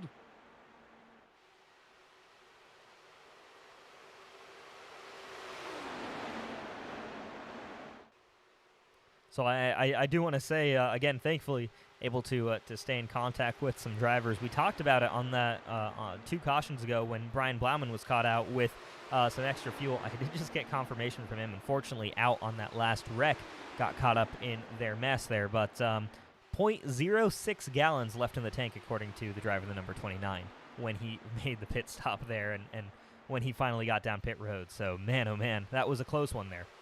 That is cutting it close. Yeah, absolutely. I mean, I don't even think running on fumes describes that fairly. Oh man, there must have been nothing left. I'm sure that car was sputtering down pit road, but he made it down. Unfortunate that race ended there early. I think a lot of good drivers taken out early on in this particular race. A lot of guys who potentially had race-winning cars out early in this race, but that's just part of the challenge here, right? It's surviving the 500 miles, and whether it's your mess or someone else's, it's not being caught up in that. But we got them still going aggressive here for the lead for all of these positions up front, as Henry Bennett and Chad Frankenfield keep swapping positions. It's Jari Bruppiker up to the 3rd position. We're going to see what Jari can do now as he's going to try and challenge these leaders.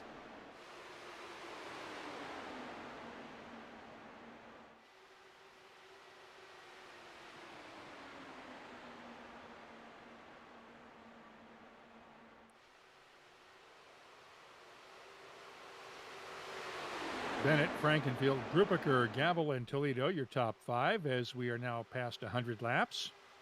149 left to go. Yeah, we're not even at the halfway point in this race, folks, here. So an hour and 30 minutes almost into this this broadcast here. Still a long way to go in this particular race, and not a ton of cars left in it, but the racing, we can say, is exceptional. These guys are so close together to one another on track, and obviously, when one driver does make a mistake, we see just how many cars it can potentially take out, but really nobody is running away with any kind of advantage right now. We've always got something to talk about in terms of action all over the racetrack. We've had at least 2 lead changes pretty much every lap right now, as the leaders trade places back and forth. Right now, Chad Frankenfield has about a 2.5 second or 0.2 of a second lead over Henry Bennett. You are looking at the race in third and fourth with Gavel and Brupiker and Thales Toledo. Yep, here we go. Gavel's going to try and get to the bottom of Brupiker. We've seen this move not necessarily work out, especially with the run off the corner. So Gavel is gonna stay there, and he's gonna potentially have a run here into 3 and 4. Not quite. He's gonna lose that spot to Thales Toledo as well here, as Toledo moves up into the 4th position. Up front, Frankenfield back over Henry Bennett, but Bennett's gonna go for that move once again. It's kind of a given at this point that whoever's leading off of 2 or 4 is gonna get passed before the next corner.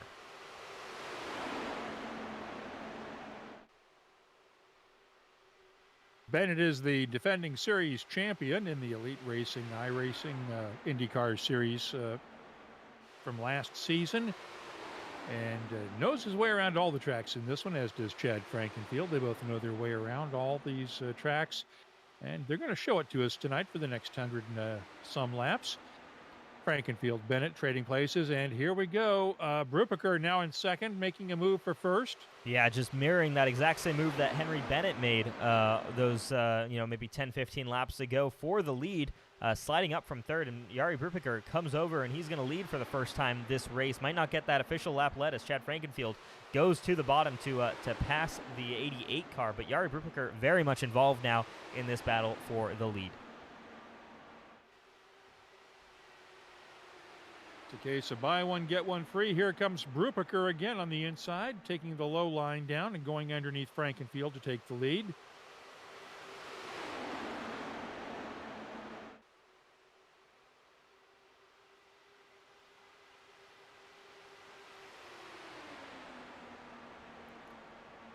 And there you While go. we're watching, go ahead. Oh, no, I was just going to say, and there you go. Once again, Chad Frankenfield back to the lead. Let's give a shout out to our friends at Richmar Florists, the best florists in the Lehigh Valley. They've been saving guys' butts for years and years and getting us out of the doghouse. Let me give you a quick story. This week we had a plant die, and I was tasked with finding another plant of the same type. Now, I should have just called Richmar. I didn't. My bad, my mistake. I went to the local garden store and was promptly told, yeah, that's a nice plant. It's the same one as the one that died, but you paid twice as much for half the plant. Should have gone to Richmar, gang. They set you up, they take good care of you, and they can take care of your floral needs wherever you go. And wherever you need to send flowers anywhere in the world, they can help you with that. Don't forget, we've got things like Easter, Mother's Day, graduations coming up where you're going to want flowers. Talk to the folks at richmarflorists.com. Back on track, Chad Frankenfield, Jari Brupiker going back and forth still here as Jari goes to the bottom now, heading into turn number 1 for the move on Chad Frankenfield for the lead. Henry Bennett dropped down to the 4th position as Thales Toledo has now moved up into 3rd. He's going to try his hand at trying to go for the lead of this race here. What can this 37 car do? Some different names that we haven't seen as much running up front this season here, and it's a pleasure to see them up here. Thales Toledo we haven't talked about too much this season. Hunter Smith as well, Fabio Viana, as well as Alec Balvans and Tom Hollington. Same with Jay Shallington, who's rounding out that top 12 of the cars who are running so far in this race, 110 laps into this 250 lapper.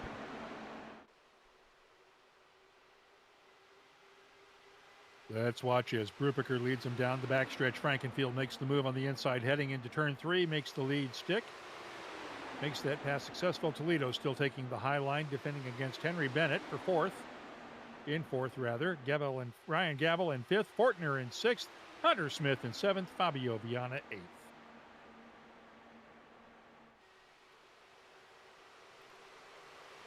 Now, 22 laps into this run, again, we're going to expect to see guys probably... Ooh! Oh, we've got a spin. There we go. And Tails Toledo. Holy Toledo into the wall.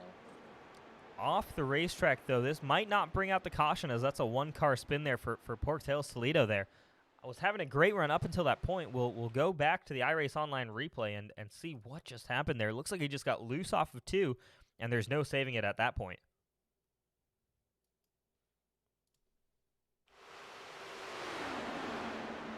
She's on the inside, comes around, and nope, just loses it and hits the barrier, hits the safer barrier at full speed. That's a hard hit and a brutal hit. If that were, I mean, if you've got a motion simulator or anything like that, you're gonna feel that even then. And of course, we talk about the real life drivers and the kinds of hits that they endure. That's crazy. So down to just 11 cars in this race. Jay Shallington rounding out the top 11 as the battle for the lead continues between Jari Brubaker, Chad Frankenfield, and now Henry Bennett back up to the 3rd position. Ryan Gavel and Justin Fortner, your top 5. Race kind of continues now. No caution there, no real slowing up or anything like that. The guys could have used one with 25 laps into the stint. They could have used a caution. They certainly could have, but the way iRacing cautions work is if it's not blocking the racetrack, iRacing will not throw the caution. So if you're watching and you're new to iRacing as a whole, and you're wondering why after a hard hit like that for Teo Salido, they're still running under green flag racing, that right there is why. Nobody else was affected on the racetrack. There was no blockage on the racing line, so the cars are allowed to just stay going green and going still at well over 200 miles an hour all the way around this 2-mile racetrack. Of course, in the real world, you'd have the AMR safety team out on the track. You'd have cleanup going on, and that you would have to throw a caution for. Oh, 100%. Yeah, they're have to deal with that in iRacing, since all the pixels can be erased instantly. Yeah, I was going to say in real life, you'd be, concerned about the driver's health, and then also concerned about the track as well, if it's still safe to race on, because that's certainly a barrier that could still see some action throughout the race. Want to make sure the safer barrier is also still in good order for potential future crashes. Frankenfield has moved back into the lead right now, as Gavel and Bennett right now are fighting it out for the 3rd position, though Gavel looks like he's pretty comfortable hanging out right now. What's Bennett going to do? He's also going to hang out no, maybe not. Gavel's going to look to the bottom of Henry Bennett, try and go for that move for 3rd position. Not sure that's quite going to work. I don't think he had enough of a run. Weaving and bobbing. This could get interesting. Yeah, that was very close with Justin Fortner. Here comes Hunter Smith in the 62. Justin Fortner, Hunter Smith, both teammates there, both of them with identical liveries on those cars. So, I mean, we'd imagine teammates there. So, very close to coming together between the two of them. But yeah, right now they stay out on track. They stay okay. And Fabio Viana staying in 7th position over Alec Balvin's Victor Del Porto. That's kind of this group we've got right here, and Tom Holland hanging on in 10th position. With everyone pretty close together. And it looks aggressive off of 2. These guys don't look super comfortable off of turn 2, and they're definitely ducking back and forth here, and that makes me uncomfortable up here in the booth. Lap 117, again, not even at the halfway point of this motor race, and guys are just getting a little bit aggressive towards the end of this run. If we get one of those big ones that takes out a few more of these cars, at what point, and I'm just asking this because I honestly don't know the answer, at what point would they consider shortening a race? Or would they consider shortening a race if you're down to 2 or 3 cars left?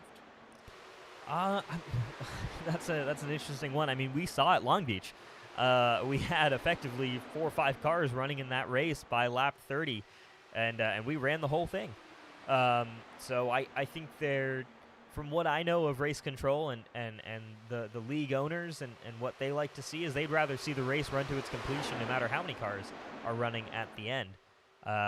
So that's my current understanding, though obviously I'm not sure if those protocols change in any way, though right now we do still have 11 cars running, and hopefully it stays that way to the end of this race, though I think admittedly with the way things have been going so far this race, that's somewhat unlikely. I think, again, you get one guy to spin out, and almost every single time there's that initial incident, and there's also someone else checking up and causing another one. And that just doubles the amount of cars that are caught up in any kind of caution.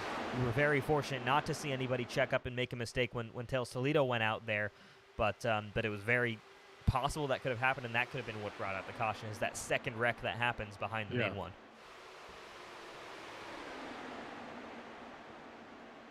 All 11 cars that are out on the track right now are within 2.5 seconds of each other. Yeah. Oh, yeah. This race is far from that over. got close.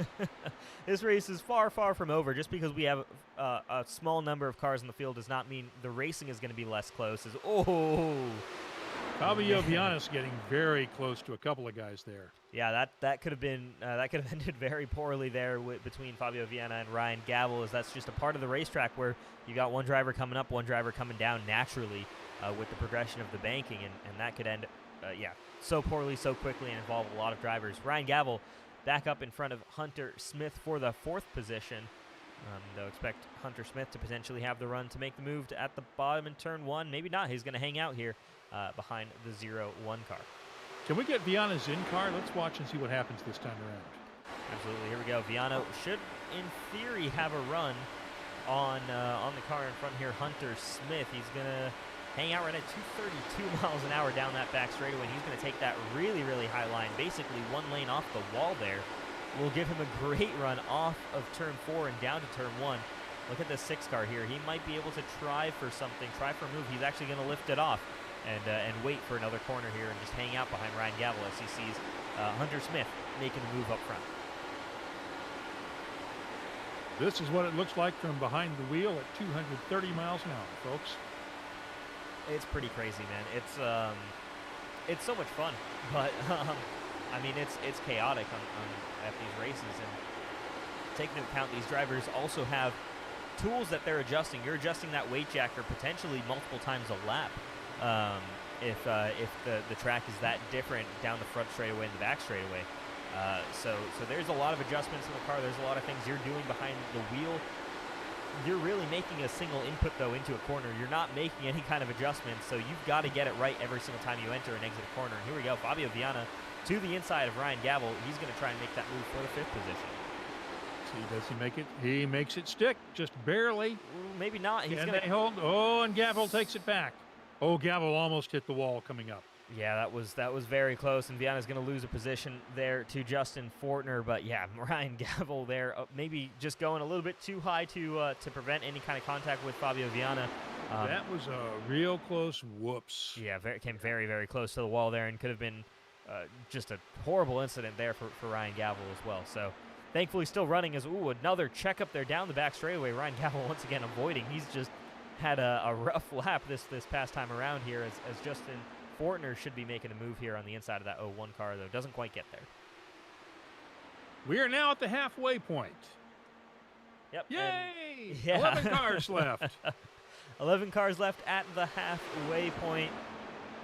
Again, hopefully we have 11 cars left at full distance, but the way some of these guys are racing has me a little bit concerned that it could get just a tad bit too close at one point. 37, 38 laps into this run as well. Expect to see green flag pit stops coming up, and when you've got that speed differential, when you've got different guys on different strategies coming out of pit road or entering pit road, that's also where you can see that change and that potential wreck, though, as here we go, Hunter Smith with the big move down the inside, a huge run, tries to get, he spins it around off of 2. And he's going to hit that wall. He backs into it. Maybe not as hard of a hit. He might honestly be able to keep that car rolling. He may have kept that off because I don't see much damage there. I don't see much damage on that either. I'm going to go back to the iRace on Route Line replay, and we're going to watch an onboard of this car as what it looks like when an IndyCar loses it on the bottom here at Michigan.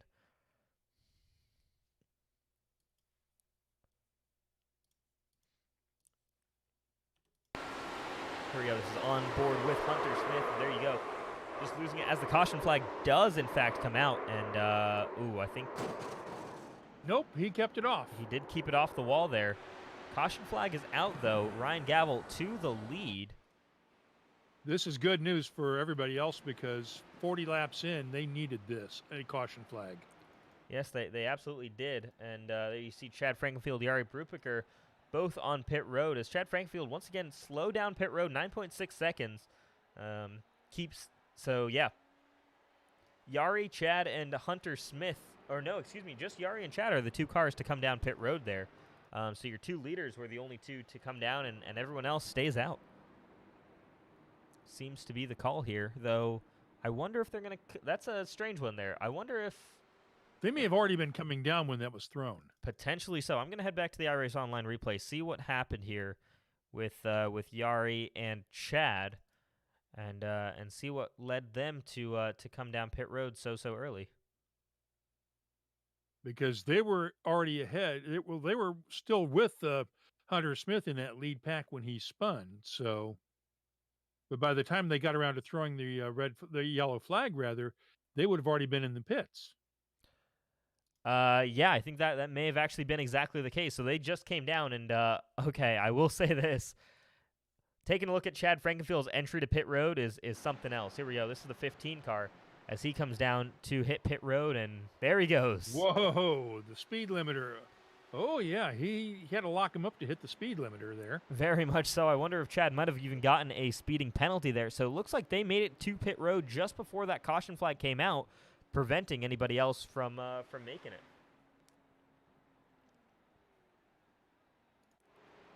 Back out on track it is. Jari Brupiker and Ryan Gavel still leading the way, as Ryan Gavel, though, is given the wave around to head to the front here. So I'm curious to see where they let these drivers rejoin on the racetrack, as there is a little bit of confusion amongst who gets... It looks like Frankenfield is dropping back. Yeah, so potentially... He may have gotten a penalty. Yeah, and potentially Brupiker as well there. So both of those drivers who we thought might have had an advantage hitting pit road before that caution came out could both have been caught out by that speeding penalty.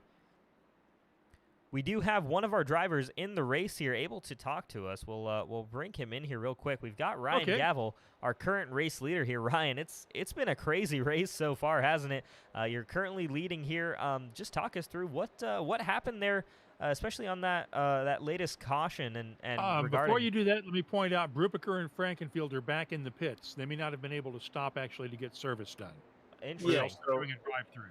It was an interesting situation there.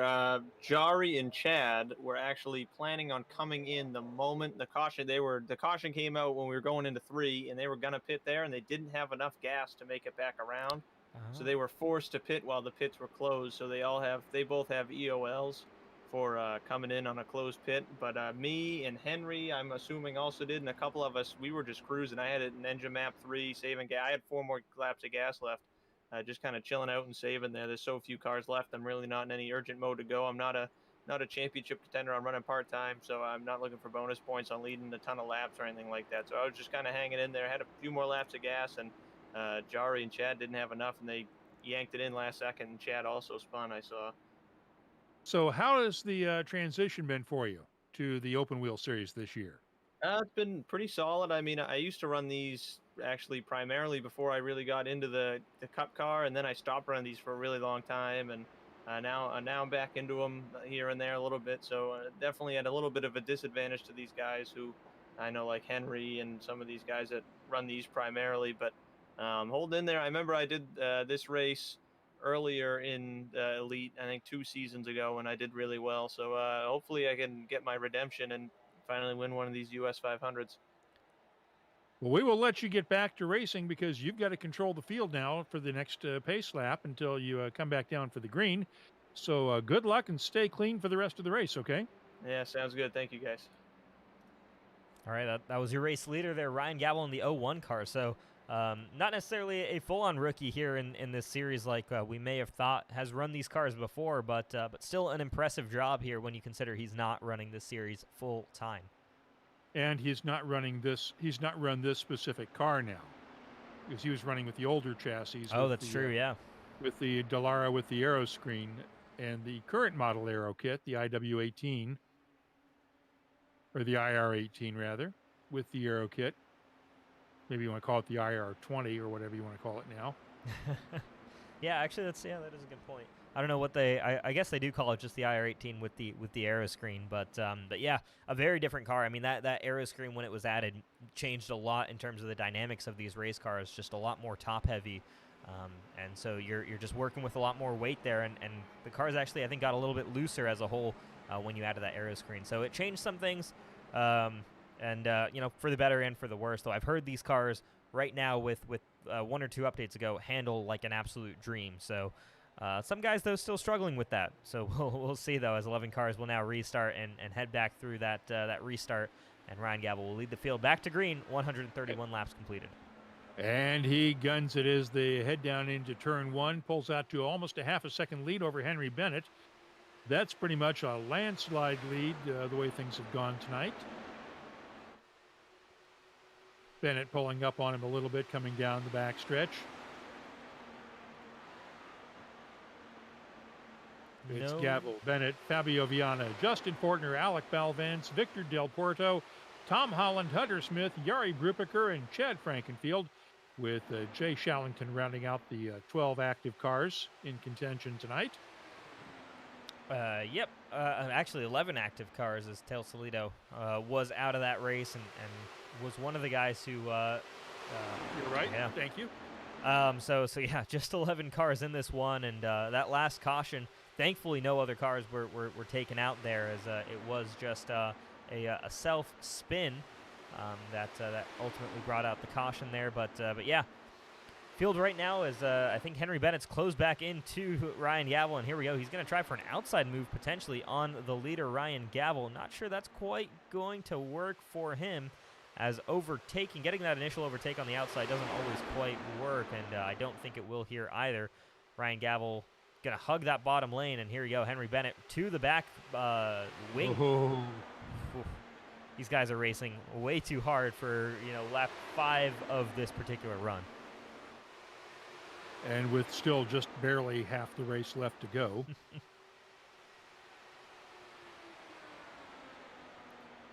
Yeah, the aggression levels certainly seem to go very quickly from 0 to 10 on these restarts.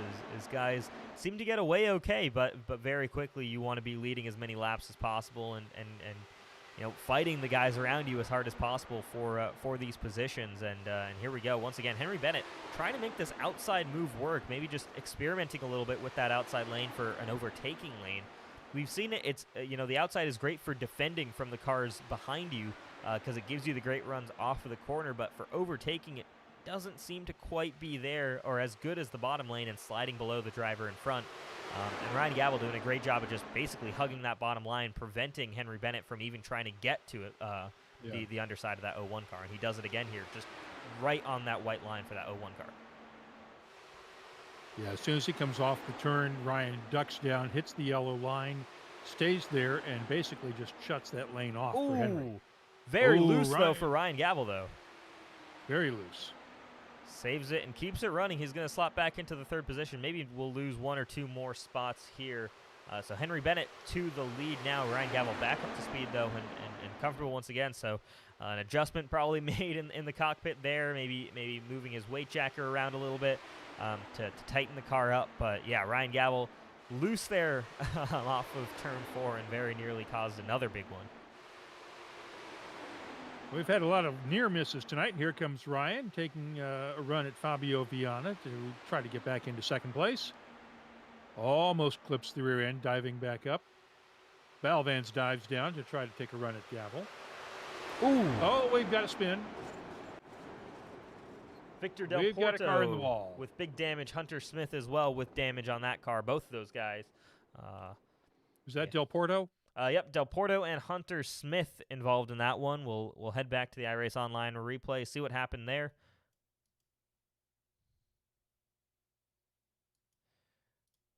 All right. Oh, let's see what we can find here. Looks like this involved the 27 car. Yeah, Victor Del Porto. Yeah, the 27 of Del Porto, the 62 of Hunter Smith. Those are the 2 we know about.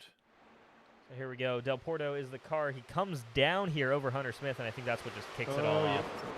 So an aggressive move, I think, to the bottom there by Victor Del Porto, and that takes out himself and Hunter Smith. And I think that's 2 more cars out of this race as we go down to just 9 cars left in the US 500. And I think that was probably a great move. I think it was Alec Balvance or Jay Shallington that made a really nice move to dodge around there. I wonder if we can get their in-car. Absolutely. Let's head back to the iRace Online replay. Always happy to point out the moves that these guys make to avoid the crazy wrecks on the racetrack. So let's see what happens here.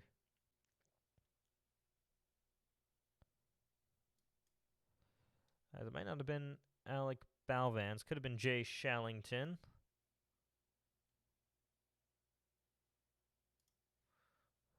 Or it might actually have been even someone else. Okay.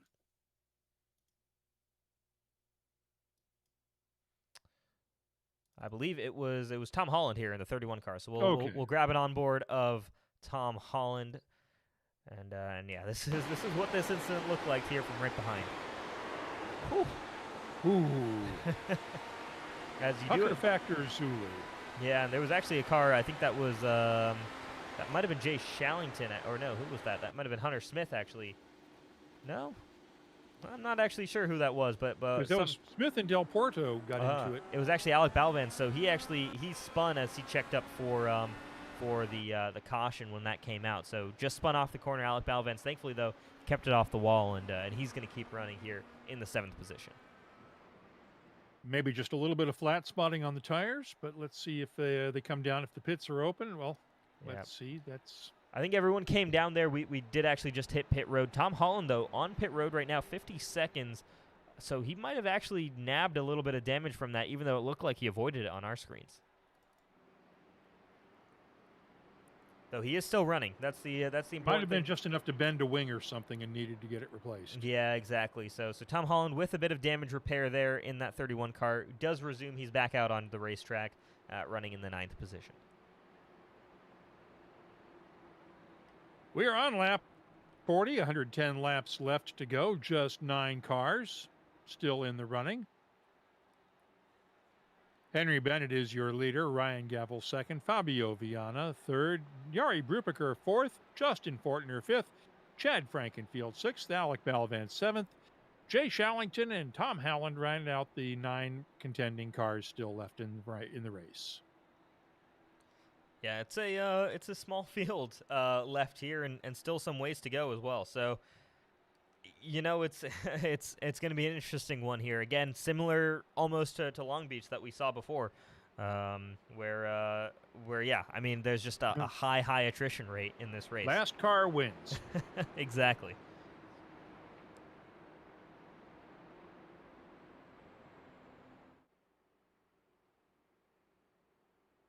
While we've got this caution, you want to let our friends hear about C2?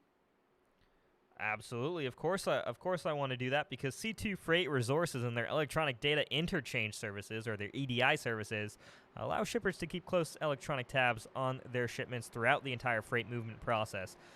So if you're trying to move any kind of freight, no matter what it is, whether it's some Richmar flowers to a loved one across the country, or anything else, or heck, even an IndyCar maybe.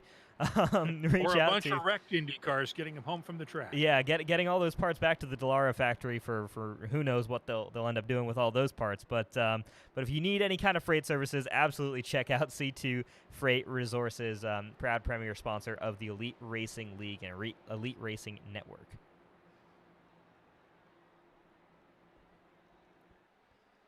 Pace car is off now. Henry Bennett will lead them around one more lap until we take the green. Ryan Gavel hit the pit all of a sudden. Yeah, he did. So an interesting call here for Gavel. Maybe to top off on fuel. I don't know. He's still sitting there. Yeah, that's 4.9 seconds just topping off the fuel. He said he's not running for points. He's not running for anything. All he cares about is being the first car across the line on lap 250, and that right there seems to be a move for exactly to do just that. Again, trying to just go. Pitted as well, just now. Yep, Jay Shallington as well down pit road. So both these guys with a similar thought process is just go a little bit off strategy. If it's 1 or 2 laps, that's enough of a difference where it that could make all the difference at the very end of this race. Again, assuming we stay green, which can be a pretty big assumption with how some of this race has gone so far. That changes the lead of the race, the top 3 rather, to Bennett, Viana, and Brubaker, followed by Fortner and Frankenfield. Yep, Balvans, Holland, Gavel, and Shallington is the top 9, and all the cars left running in this race. And for Hunter Smith, he may be out of it and off the racetrack, but it's a top 10. So, it's one of those funny situations we've got going on here where you don't necessarily have to finish the race to get an amazing result, I suppose. Although Victor Del Porto is still being shown in the pits, still active, and if he were to come back out and just run a couple of laps, he could easily get a top 10 out of this. Potentially, yeah. I'd be surprised if we see Victor Del Porto back on track, especially he's been on pit road right now for 6 minutes and 30 seconds. That's, for me, I kind of view that as, with the Indy cars, I think if you're on pit road for more than a minute, that might be a situation where that car's done. Or sitting at least in your box for over a minute, that car might be done for the day. We are back to Green Flag Racing, and Henry Bennett and Fabio Viana are going at it for the lead here. And Fabio Viana with the first chance to lead this race all night. He's going to go for the move to the inside at turn number 1 on Henry Bennett. Jori Brubaker makes a move, but then tucks back in behind Bennett for third place as they come down the backstretch now. Here comes Bennett making the move on the inside. He will pass Viana heading into 3. Yep, and again, the same pattern we're used to seeing here back up front happens once again. Henry Bennett just with a new sparring partner in the form of Fabio Viana. We'll see how Fabio does in this time now fighting it out for the lead.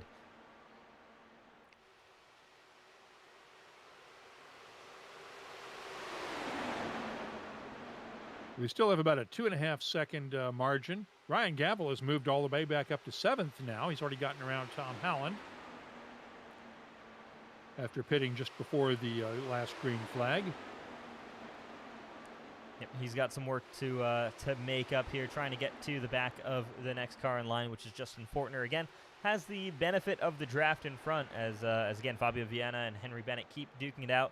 Alec Balvan's right now hanging on in the 5th position, but he's going to come very close to making contact there with Justin Fortner, as Fortner almost hits the rear left tire of Balvan's, but they all keep it together. Fortner gets checked up and might lose his position, probably will here, to Ryan Gavel. Gavel comes around on the inside, takes the low line. Fortner on the high side gives up the position. Gavel now 6th, Fortner 7th, Holland 8th, Shallington 9th. Gavel right now, I'm looking at that 01 car. He's moving forward. He's got that slightly different fuel strategy. I think he's got nothing to lose here. He doesn't have too much in terms of championship points to think about, so he can make some moves that might be a little bit more aggressive. He's not thinking about leading every single lap. He's thinking about leading that single lap at the very end. He's going to look to the bottom of Alec Balvan's here as they almost go, or it looked a little bit like they might have been 3 wide there, but yeah, Gavel versus Balvan's here. Balvan's comes out supreme on the top. Viana still leading over Brubaker, Bennett, Frankenfield, and Balvan's. Brubaker, though, with the move to the bottom here, and that could give him the position over Viana. Maybe not. He's not going to have the run off the corner. Viana back up to the lead, but Brubaker running that inside line here and could still grab 2nd position. Potentially even the lead. Here he goes, and he makes the move. Can he make it stick coming out of the turn? He can and does to lead the lap. We are now on lap 149. 101 laps left to go in our 250-lap race tonight. The US 500 from Michigan International Speedway, the virtual Michigan, in the Irish Hills of Michigan. You're watching the Wood Motorsports US 500 tonight on the Elite Racing League and the Elite Racing Channel. I'm Mark Gillespie in the booth along with Rishav Kozla as Henry Bennett comes down to take the lead again. This right here is IndyCar's equivalent of pack racing. This is 2x2x2 we just had there for a brief moment on that last lap there. This is very, very close racing, as it seems like the aggression level has picked up another step. Still with 100 laps to go here, though.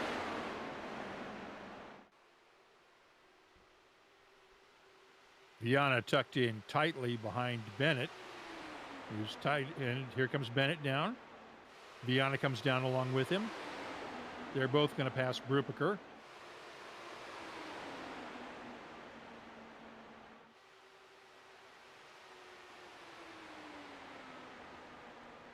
And Viana back to the lead. Brubaker as well might follow him on the bottom here to try and get past Henry Bennett. Doesn't quite get there. He's going to slot back up in line. And Ryan Gavel up to 4th position here.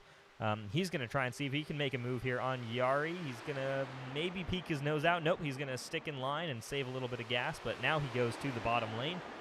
Ryan Gavel potentially going to try and get the move done here on Jari Brubaker for the 3rd position. Looks like that move's going to have to wait another turn. As Viana moves down underneath Bennett to take the lead going into 1. On the bottom, how about Tom Holland, who's trying to slot up into the 4th position? He slides back a little bit there, might lose a position to Frankenfield as well, so he drops back to 6th. Might even lose one to Fortner as well. So you get that great entrance to the corner like Tom Holland did there, got his nose up to 4th position, but then slides back to the 7th spot when you lose that momentum off of corner number 2.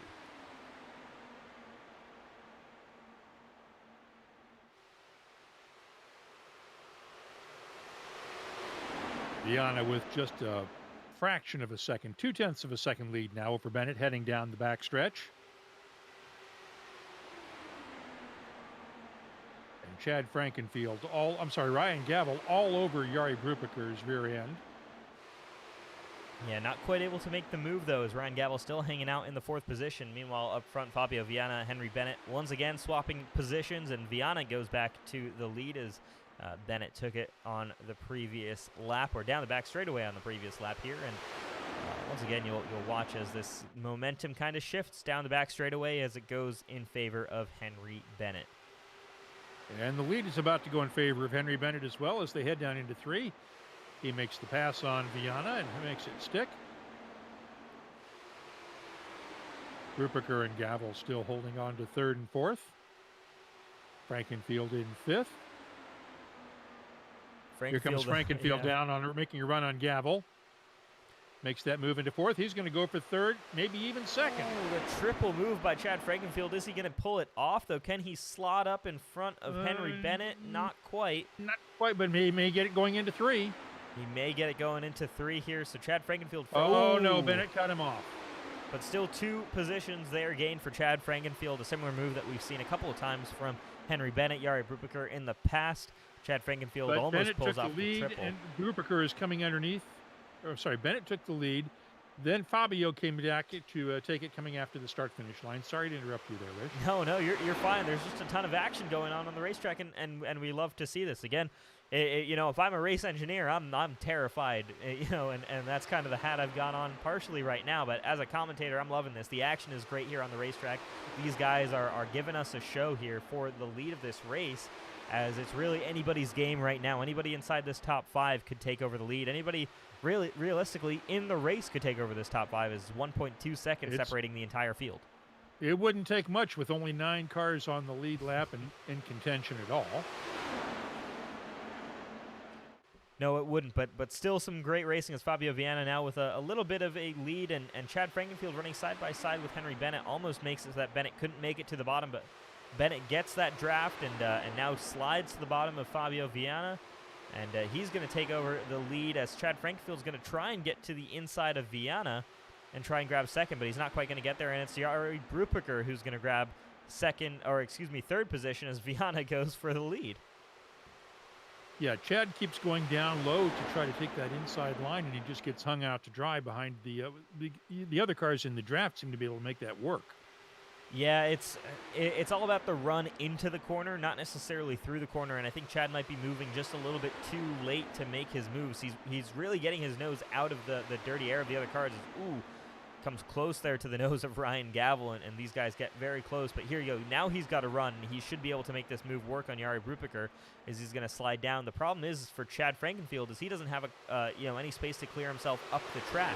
So he's still running a tight radius corner, and that hurts his run off the corner. But there you go. Slides up in front of Henry Bennett for the 2nd position. And now Chad Frankenfield is going to go for the lead of this race. And it looks like he's got it coming underneath Viana. Bennett's going to go under Viana as well. Then slides back and slots up into 3rd. Just barely. Here comes Bennett again. Frankenfield pulling away to about a little over 0.2 of a second lead. Yeah, but that's quickly going to shrink back down. Viana tries to push Bennett all the way down to the white line here down the front straightaway, though they give each other enough room to race side by side here. And here we go. We've got them 2 wide, 3 wide potentially. Nope. Yep, 3 wide. There we go for the 2nd position. Henry Bennett backs out of it. It is Viana over Brubaker over Bennett although behind Chad Frankenfield. We have 90 laps left to go. Yeah, still a long way in this race. We go green flag the rest of this way. That's still 45 minutes of racing, I believe, if my math is even remotely correct there. But still a long way to go in this race here, as we're 2 hours in already. These 9 cars need to just keep their noses clean here, though they're getting very aggressive with one another. You can race aggressively as long as you give each other enough respect on the racetrack. And that's a fine line between respect and racing, and sometimes you cross that line without even thinking about it. Oh, absolutely! It's so easy to cross that line, and drivers can do that so easily. It's just something you're caught up in the moment. You're thinking a move makes sense in your head, and you don't realize until you're in the wall at 200 miles an hour and realizing it's all over. 162 laps into a 250 lap race, or less than that. So yeah, I mean it's a line these guys have to toe, but you have to toe that perfectly if you want to be in contention to win this race at the very end. Here comes Viana again underneath Frankenfield. Henry Bennett following Viana around. Not quite enough to make that pass on Frankenfield's stick. And Bennett loses third place as well to Brubaker heading down into turn 3. Frankenfield with the lead again. Here comes Brubaker. Yeah, Brubaker going to slide or try to make that move on the inside of Viana. He's not going to get to clue. Oh! And Brubaker in the wall. I'm sorry, Viana hit the wall. Viana in the wall, but he's still running. I don't know if that's net code on our half, as that wheel is back in place here. So it might have actually been a situation where we here in the booth got a little bit of net code that made it look like Fabio Viana hit the wall, and thankfully that 67 car seems to still be running just fine. Some Indy cars are built tougher than others, folks. Absolutely, they just a little bit of extra reinforcement there on the suspension wishbones could do you a lot of good there. Oh, Viana hit the safer barrier there too. Viana and back takes to over the lead now from Frankenfield. What can Brubaker do? Can he try and get to Chad Frankenfield? Frankenfield, though, should have the run here on Viana, back for the lead. And here we go, another duo kind of going back and forth now as Chad Frankenfield takes back the lead from Fabio Viana. Jari Brubaker going to try and go for it on the inside as well. He's got that run. He might clear himself in front of the 67 as well, and he does. He's taking advantage of the draft off of Frankenfield. Yeah, he is. So very smart driving by Brubaker. And now he takes on Frankenfield and takes the lead. Great driving. I'm very impressed by this 88 car here. He's been racing a very smart race, but he's been making moves when he can and when the run comes to him, and the moves he's making are fantastic. Chad Frankenfield ducking and diving, trying to find a spot there. Almost tries to get it on Viana, but he notices Viana goes to the inside and decides to opt out of that move as Fabio Viana takes over the lead from Jari Brubaker now.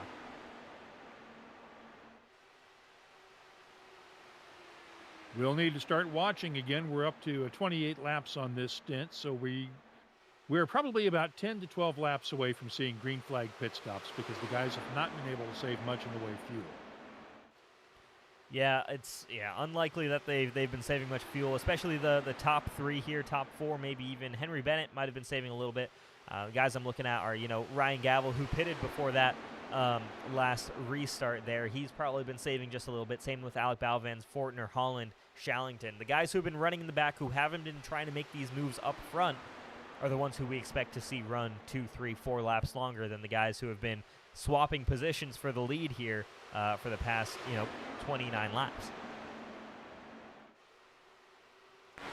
Brubaker in the lead heading down the back stretch. We're on board with him right now, looking out the back end as Viana goes underneath to try to take that turn. Take the lead and does it, going into 3. Jari Brubaker, though, holding on the top side here, and he might actually get past Fabio Viana as he goes down to the bottom, and we're going to see probably that 67 car appear on our screens just on the left-hand side. There it is. There he is. And look at who's been sliding up the order. It's Ryan Gavel up into the 2nd position here. He's going to try and make that work. He might fall back a couple of positions since he doesn't have anyone to work with, but Gavel up to 4th. He's starting to move forward now. And these tires are starting to wear a bit after 30 laps in. Yeah, they absolutely are. And, ooh, these guys are getting very, very aggressive with each other here again. It's Chad Frankenfield trying three wide. That Three was wide, a almost very going into close, one. very, very close there with Chad Frankenfield trying to go through that gap that was very quickly closing there, but the 15 car keeps it running and takes over the lead of this race. Just barely as they come down. Here comes Fabio Viana, tucking in behind Frankenfield. He'll take over second. Yeah, Jari Brubaker is going to slide back to the bottom in front of Ryan Gavel as Gavel goes to the top now. Brubaker kind of blocked out of this run, but he's now going to try and do something on the bottom past Viana. I don't know if he's going to get past Frankenfield as well, though.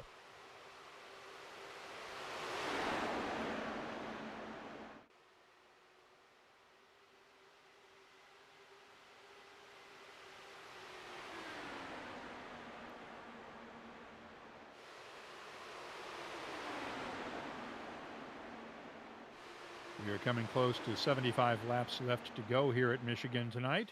Don't forget to join us next Friday night from the virtual Milwaukee Mile at 7:30 Eastern Time. Don't forget about the time change this weekend. But Rish and I will be back here next Friday night at 7:30 Eastern Time to bring you all the action from the virtual Milwaukee Mile. Yeah, you think this one's a long one. That Milwaukee Mile race could potentially be another long one with these shorter tracks being problematic in the past, especially Milwaukee in the Cup Series. We'll see how they take them on here in these IndyCars, but these past two races have not been super promising in terms of the field and their aggression level. That's something they're going to have to work on here throughout this season, and especially once we hit the first short track. And Ryan Gavel goes back to the lead now, heading down into a turn. Coming down the backstretch, taking that low line to try to keep anybody from sneaking underneath him again. He's opened up a 0.2 of a second lead on Fabio Viana. Henry Bennett in third, coming now under Viana to making a run for second.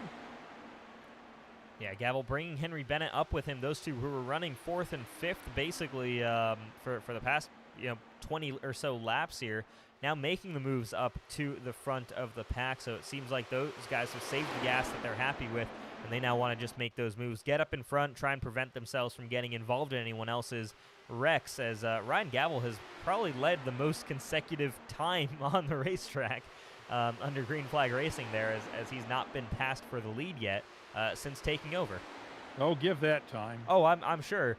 But still an impressive feat there, a good run there by Ryan Gavel, not to be passed within half a lap of taking over from the lead. But Chad Frankenfield here within 2 laps of taking over the lead now takes it away from Ryan Gavel. And Chad does that just fine. Gavel pulls back in behind him for second, Viana third, Henry Bennett fourth, Jari Brubaker fifth, Bal Vance sixth, Justin Fortner seventh, Tom Holland eighth, and Jay Shallington running in ninth right now. And Gavel goes back to the lead.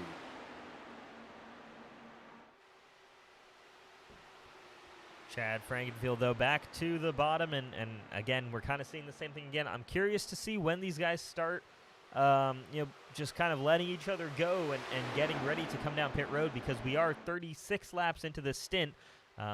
Again, green flag pit stop should be coming up in 2, 3, 4 laps from now. And we will have at least one more stop. There's no way they can make it from here on one stop. Not a chance, no, not at all. So, yeah, we'll see how this plays out in terms of what the strategy is for a lot of these drivers, as Ryan Gavel back up to the lead and by a considerable margin once again over Chad Frankenfield and Fabio Viana. Gavel with almost a quarter of a second lead.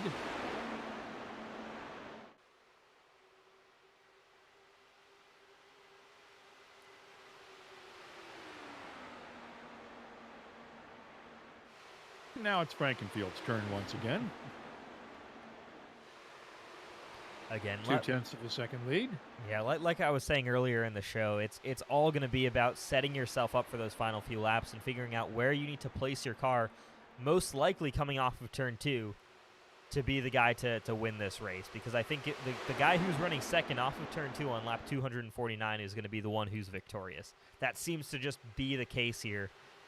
All throughout this race, you've got to be getting the run off of 2, and that's what's going to set you up to cross the line first at the end of this lap. And then take just the right line to hold off the second place car coming down the main stretch at the finish there. Oh, there's going to be some very aggressive blocking. That's fully expected.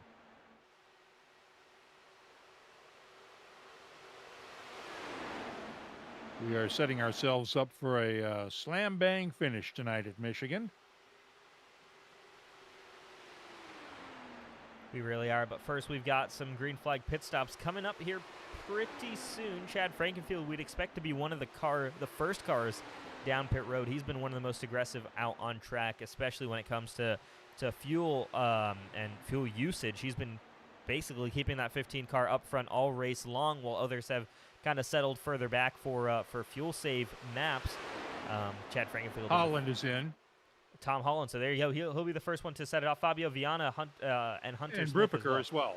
Hunter Smith's out. But yeah, Fabio Viana, Brupiker, Tom Holland, all down pit road. Ryan Gavel just loses the lead here. Chad Frankenfield, though, I think is going to start checking up, and he is. He's going to come down pit road.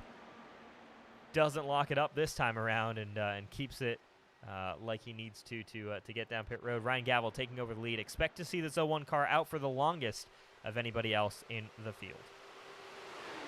Right now, Val Vance and Justin Fortner have 42 laps in their stint. Bennett has 41. Gavel and Shallington both have 40 laps in this stint. So we would presume we're going to see Val Vance and Fortner coming down soon. Bennett's going to need to come down fairly quickly here within the next lap or two. You'd probably expect to see so, but he was also saving similar amounts of gas with Ryan Gavel, so these two might be on a similar strategy. Balvans, Fortner, Shallington, all of those guys are the ones who, honestly, all of these guys, I think, were in more of a fuel save map here than anybody else around them. So we'll see when they decide to make that call to come down pit road. Gavel and Bennett seem to be happy fighting it out right now for the lead here as they once again swap positions. Ryan Gavel is going to stay out for another lap, it appears. Nope, he's going to come down pit road. So is Henry Bennett. They're both coming. Ooh! Oh, and he and Bennett locked it up. I thought Henry Bennett was going to run into the back of Ryan Gavel there. So did I. Because that was before the line where they would have gone transparent, where they could have run through each other. That was. We're watching that online from Henry Bennett, or actually let's watch that from Ryan Gavel's gearbox camera there, and just how close Henry Bennett got there as they entered pit road. Oh man, oh man, oh man. That's giving me stress out here. So this is the back of Ryan Gavel's car as they come down pit road. Oh, that was as close as it gets. Man, oh man. Yeah, there might be a little bit of scratch on the wrap on that one nose, but Ryan Gavel off the corner though. He's going to be all right here as he's going to rejoin in front right now. Chad Frankenfield might actually get up to speed in front of that 15 car. Fortner, Shallington both look like they're set to come down pit road within the next lap or so. Shallington's already down. Shallington's on pit road. Fortner is as well, I believe. Nope. Yeah, you're right. Fortner is now pitting. Yep. So Ryan Gavel retakes the lead of the race over Chad Frankenfield, over Henry Bennett. Or excuse me, no, they're still a lap down. Fortner is in the pits, but he has about a 34-second lead over Gavel, so let's see how fast he can get out. He might be able to hold on to this. Yeah, but Chad Frankenfield here with the move on Ryan Gavel.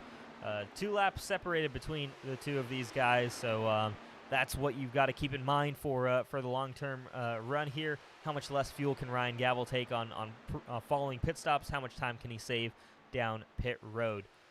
And Fortner made it away. He still has a 3-second lead. This will change. There he is as the leaders come around. There's Fortner on. He almost held on to it. Very, very nearly. Yeah, he's going to hang on to the back of this pack here. But right now, the one of the biggest winners off of this was Alec Balvans. Right now, running in P4. That 5 car, Alec Balvans could potentially pull something off here. He's very much in this fight and has just been hanging out, watching these guys race, watching how they run, taking a lot in. And again, like I said, it may not be the fastest car that wins. It'll be the smartest driver that wins at the end of the day here. And that could very well be Alec Balvans here, as he's just been watching the moves made by Henry Bennett, by Chad Frankenfield, by Ryan Gavel, as those guys have been fighting it for the lead.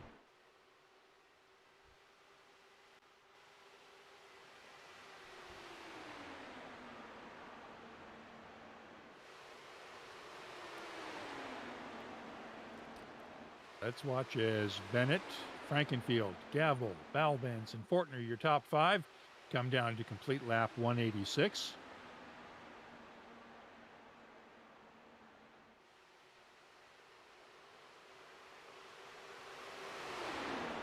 We haven't had a lead change in almost 2 whole laps. Yeah, how about that? That's not something we're used to seeing here at Michigan, but Chad Frankenfield potentially with a run, not quite here on the back straightaway, but I'd expect to see one on the front straight, and we'd get back into that similar kind of rhythm that we're used to seeing here. But Henry Bennett keeping that lead and doing a pretty solid job here, just kind of staying up front. This again is where we might start to see guys who have that extra bit of pace trying to play that card and show that hand here that they might not have shown before.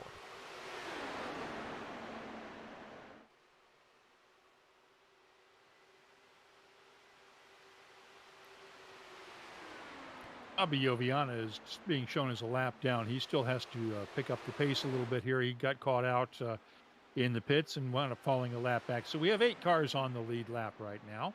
Yeah, it was a long pit stop for Fabio Viana, and that could very well be that contact that we saw on our screen.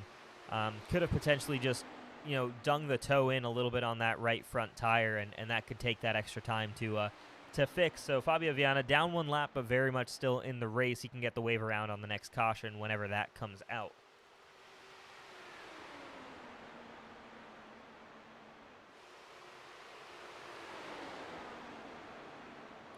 Henry Bennett seems to be able to put his car almost anywhere on the track he wants to and have it hold. Yeah, this has been an impressive run right now by Henry Bennett, being out front for as long as he has been. And to have not lost that position to Chad Frankenfield, who, again, we know Chad wants to lead laps, as Alec Balvans tries for an outside move on Ryan Gavel. Not quite going to make that work there. But Balvans now going to duck to the inside here and should have the run to take over the 3rd position. So what a move by this 5 car and what a race he's been having. Alec Balvans to the podium positions. We have 60 laps to go right now when we cross the finish line.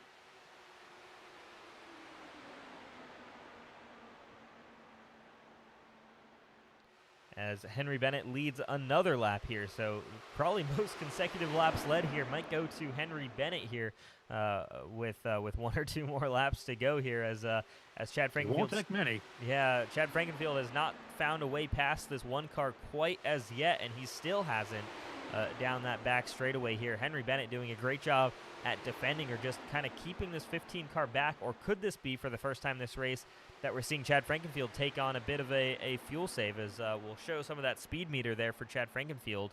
218 miles an hour entering the corner. Seems a little bit slow for that 15 car. Let's see what it looks like down this back straightaway.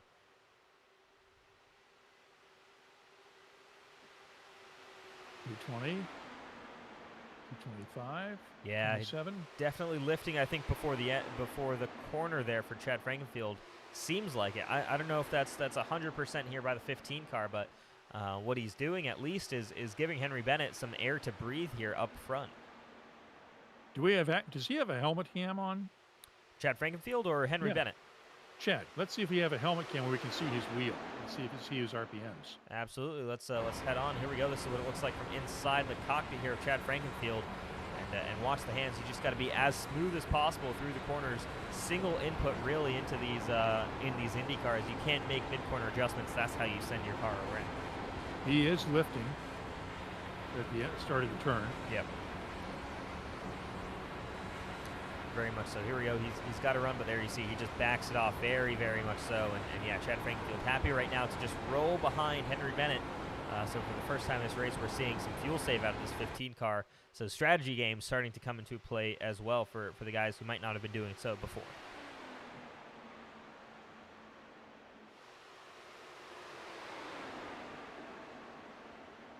That's an interesting camera shot, that helmet cam. We don't see that often enough, I don't think. Yeah, for sure. Yeah, I think in here in iRacing, it doesn't give quite the same atmosphere as it does in the real life helmet cams, that you get all those bumps and bangs that the drivers are feeling, but still a great view of the steering wheel and the driver's hands and what they're kind of dealing with behind the wheel. That's very much the view that the drivers are seeing. Let's take a look at it from Balvans's view in 3rd, if we can. Absolutely. Let's hop on board. A great run that he's been having so far, and another helmet cam that we got here. Alec Balvans following the 2 leaders. He's really revving out that 5th gear. You saw there, Chad Frankenfield was using 6th. Balvans right now happy to hold that car in 5th gear, get that extra rotation that you get in the lower gear. even though he's running about a couple 300 RPM lower than Frankenfield in sixth.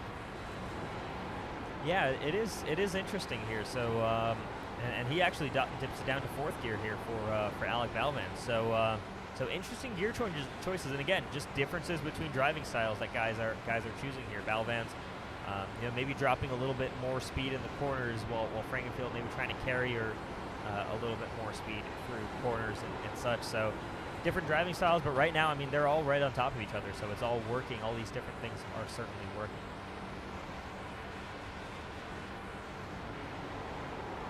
Once again, Balvan's with that run. That draft has a huge effect, but deciding just to hang on and ride right now.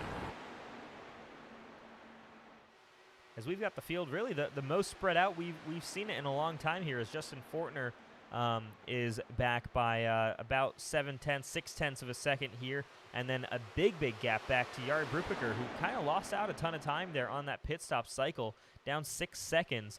With Jay Shallington and Tom Holland further back, and of course Fabio Viana down 1 lap after fixing that damage on pit road. So, so the most spread out we've really seen this pack, and of course Henry Bennett has led for the longest time. I suspect with how many laps we had left and how many laps when we pitted, most of these guys are all in fuel save mode because they're thinking we've got to make it on just one more stop. We've got to make this fuel last for just a single stop before the end, and not have to come down to do a splash and dash, because I think they're right on the edge of making it.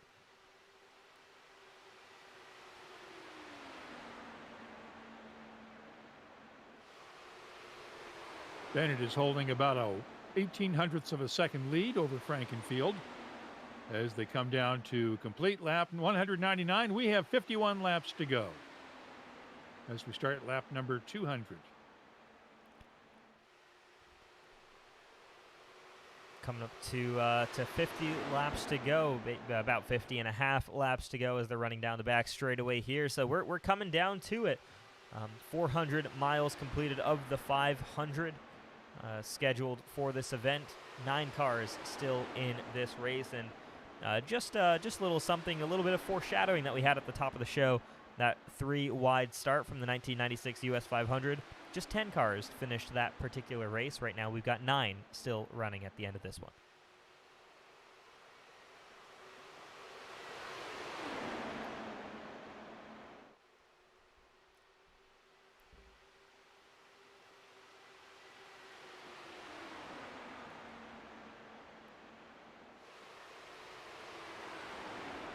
Bennett has been holding that lead consistently at just under 0.2 of a second for the last couple of laps right now.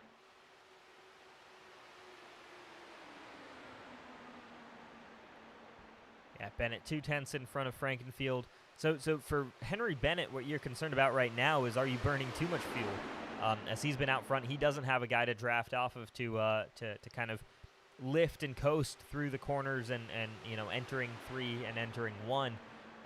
Is he eventually going to get to a point where he's going to say, all right, Chad Frankenfield, Alec Balvans, you guys can go on by as I try and save some fuel now? Because running up front, he's surely going to be much tighter on fuel than anybody else behind him right now. But the advantage is that by running up front, he can avoid anybody's mistake behind him. Yeah, and I mean, there's also, he does have that 2-lap buffer on the other two here, Balvans and Frankenfield, by having pitted just that little bit later here. So yeah, there's a little bit to play at here. So he's potentially got that little bit more to burn in his tank, but he's also taking away that little bit of extra flexibility that he and Ryan Gavel had put together by pitting those laps later than the other guys on this same run. So let's start gaming this out. Bennett's 20 laps into his stint, or 21 laps in now. Frankenfield's 23, Balvans is 22. We're down to basically just about 46 laps to go. At what point do you pit early and hope that you can avoid a yellow later on, or do you gamble and hope for a yellow and pit later and try to pit closer to the end? So I'd expect, I mean, we're expecting to see guys, if we go green flag and we're talking just green flag runs, 32 to 36 is the number we've been given. We've seen that number kind of go a little bit higher, but that's also, we've had some caution laps built into that, right? So yeah. You kind of look at your 250 and let's say 36 laps from that. So 2:14 is kind of the start of that window, the start of that fuel window. So lap 2:14, so 9 laps from now is the first time you should really be able to come down pit road and say, I am comfortable making it to the end, or relatively comfortable making it to the end, assuming, I do a little bit of fuel save. So that's kind of what you're looking for. And like you mentioned earlier in the show, that first guy to pit last could potentially be the one who's victorious here, as you're kind of running on the lowest fuel number there. You're playing a little bit more with yeah. You do not want to be in the position Brian Bauman was in, of coming down with 0.6 of a gallon left. Yeah, you really don't want to be. So it's you want to give yourself a little bit of buffer, and these guys should have that buffer based off of my very rough calculations here. They should be able to get to lap 220, I would think. Yeah, safely. Yeah, 220, 219, I think is what I was getting. So yeah. They should be able to get there, and then that's an easy, you can pretty much go flat out to the end there, and that's what I'd expect to see here. So Henry Bennett might actually be in a pretty solid position here. I don't know if Chad Frankenfield and Alec Balbenz need to be fuel saving as much as they are. Again, it gives you that extra 1 or 2 laps of flexibility that you can kind of play around with. You take less fuel on your pit stop, or you run later into this particular stint. Again, it gives you flexibility in terms of strategy. So there's a lot of things these guys are playing with, and a lot of things that they're thinking about right now that I don't quite have the capacity to think about as I'm up here in the booth and thinking about that as well. Bennett's lead still consistent at about 0.2 of a second. We're on lap 208. So like we said, about 10 to 12 laps from now, it's going to start getting interesting, folks. Yeah, exactly. It's going to be... I probably wouldn't expect to see anybody within the next 10 laps, but I think 10 laps from now, about 2:18, is when we start seeing pit stops really start to rattle out here, and guys start coming down, get new tires and fuel, and expect to take those to the end. And this could be where Fabio Viana gets his lap back. It could be. I think it'll be tricky for him to keep that lap back, because he's on the same strategy as a lot of these guys. In fact, he pitted earlier, so he's got more laps on this particular tire than a lot of the guys in front of him. So he might actually be one of the first guys down pit road, and that could lose him some extra laps here. He's realistically not going to get that lap back unless there's a caution.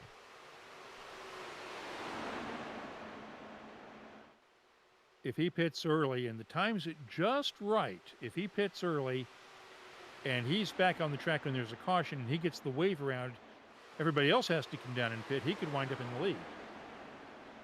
He could very well wind up in the lead. Yeah, absolutely. It's not out of the possibility, but if he winds up in the lead at that position, he's praying and praying that a caution comes out at that exact moment. Yeah, I mean, the odds are not good. Yeah, he's got a very small window here to work with, but it exists. There's a chance. There's a chance, exactly. No, it's gonna be very interesting here. We're running lap 211 of 250, 40 laps to go in this particular race, in this 500-mile race, the first of 3 this particular season, and of course the next one's going to be the Indy 500. Man, I can't wait for that one. That's going to be such an exciting one, and I believe. Let's not commit to anything, but we might have some special guests. Let's put it that way. That's a good way to put that. Yeah. some folks you might have heard of might join us.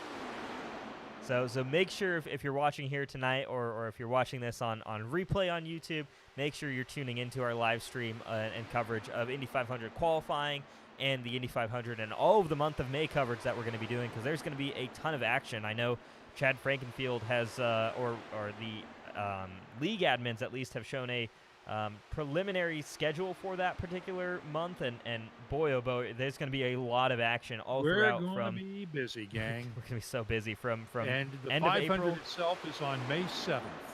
Yep. It's not Indy race weekend at the end of the month. We're running it May 7th at 7:30 East Coast time. You definitely want to be here for that one. Oh, yeah. But yeah, from April 22nd all the way until May 7th, so basically, what is that, a 2-week period? There's going to be a ton of action taking place at the Indianapolis Motor Speedway and the Lucas Oil Raceway, all in Indianapolis, for our Elite Racing month of May coverage. So tune in for that. Make sure you're following, subscribe to the Elite Racing Network, because that's where you're going to see all of that action taking place. There's going to be a ton of good races, both in terms of stock cars and Indy cars. And if you think Daytona had speed weeks, wait until you see what we've got for you. Yeah, Speed Weeks has got nothing on the month of May.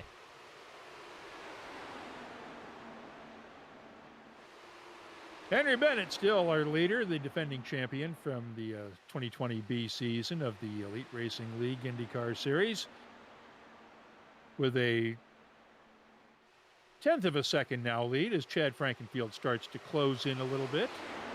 Alec Balvance cruising around in third, right behind Frankenfield, as Henry Bennett takes that low line now, starting to snake around a little bit, trying to break the draft for Frankenfield. Yeah, so running lap 215 here, we've just entered that window of where you're probably safe to make it to the end of this race here on fuel. So this is where you might start seeing guys maybe making those moves. If you want to be the first one to come down pit road, this is when that window opens. Brupiker, there we go. So Jari Brupiker, who was running a little bit further back from these guys, pitted in, and he's now off of pit road already. So Jari Brupiker with the first guy, he's the one who's going to set off this this potentially domino effect here of guys coming down pit road. Viana's in too. Yep, so Fabio Viana, unfortunately, not able to stay out that extra lap there and try and get that lap back. That kind of opportunity has lost him for now. He's going to go 2 laps down for the time being until the rest of the field comes down pit road. But he is still assured a top 10 finish, which would be a good start for him for the season.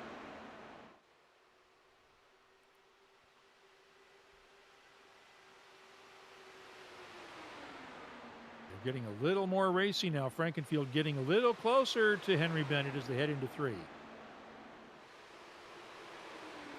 Just a little bit closer, and you're starting to think now is, how do you want to take this on? And, do you want to be the first car in line when everyone comes down pit road? What do you want to be? What position do you want to be in when pit stop cycles begin?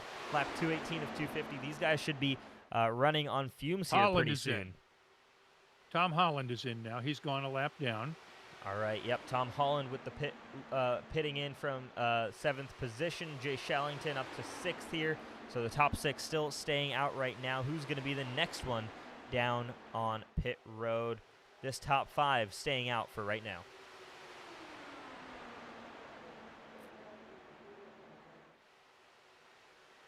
Less than a tenth of a second. Frankenfield starting to make a move on the outside. Coming around. Will he be able to make it this time around? Drag race down the backstretch here at Michigan. Frankenfield takes the lead by a nose, but looks like Bennett will get it back coming into the turn. Yep. Oh, Bennett and Frankenfield. Close. So close. Oh, that scared me there for a moment there. And these guys are staying out as, again, Ryan Gavel makes him 3 wide on the bottom there with Alec Balvans and Henry Bennett.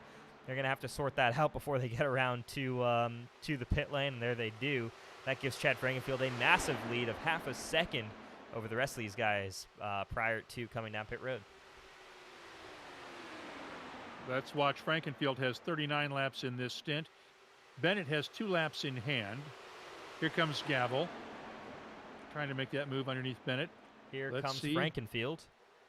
You're up. Frankenfield in the pits. Our leader is in the pits. Henry Bennett takes over the lead of the race. Gavel second, Balvance third, Fortner fourth. Chad Frankenfield still shown in 5th place. Can he make it around and get back on the track in time to stay on the lead lap? Remember, all 4 of these cars have to pit still. Yes, they do, as well as Jay Shallington, who is still not come down pit road. He's a little bit further out of shot there. You can just see him coming off of turn 2 right there. Henry Bennett, Ryan Gavel with the most flexibility, I believe. Actually, Justin Fortner with the most flexibility. Bennett now down on pit road, hard on the brakes there. I don't know if he slowed down in time there because the cone was quite a bit there earlier. Henry Bennett could be out of this with a speeding penalty. We'll keep you updated on that. Ryan Gavel still leading the way here over Fortner as, Alec Balvans. We've got a spin. Hard into the outside wall. Is that going to bring out the caution? It is. We have the caution. Ooh. This is going to get really fun. So for Gavel and Fortner and Shallington, do they have enough fuel to make it around again? So this is a similar situation that we saw with Blauman earlier in this race, where you were expecting to come down pit road, probably on this next lap here, and the caution comes out just as you're ready to come down. So Ooh, could be close, and we will be bringing up Ryan Gavel after he makes that run down pit road just to figure out quite how close he was on fuel there. Okay, so the pace car has picked him up. So pit lane should be open this time by.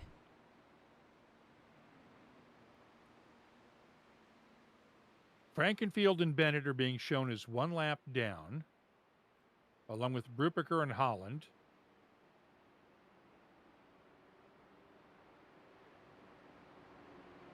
Balvans is technically still being shown in 4th position, but that's only because the cars have not come around yet. Yep. So yeah, once they cross the start-finish line, once they pass that 5 car, which was towed back to pit road, then they'll reset on timing and scoring. So pit lane is open there, as Ryan Gavel, Justin Fortner, and Jay Shallington will all come down pit road.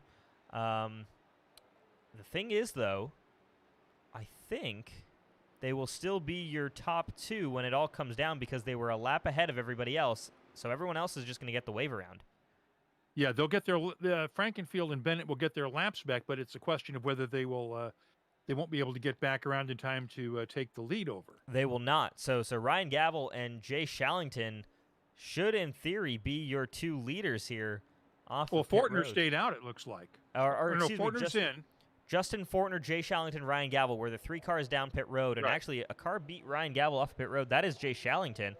So Justin Fortner will be your leader over Jay Shallington, over Ryan Gavel, and then Frankenfield, Bennett, and Brubaker will be the rest of your top 6 here.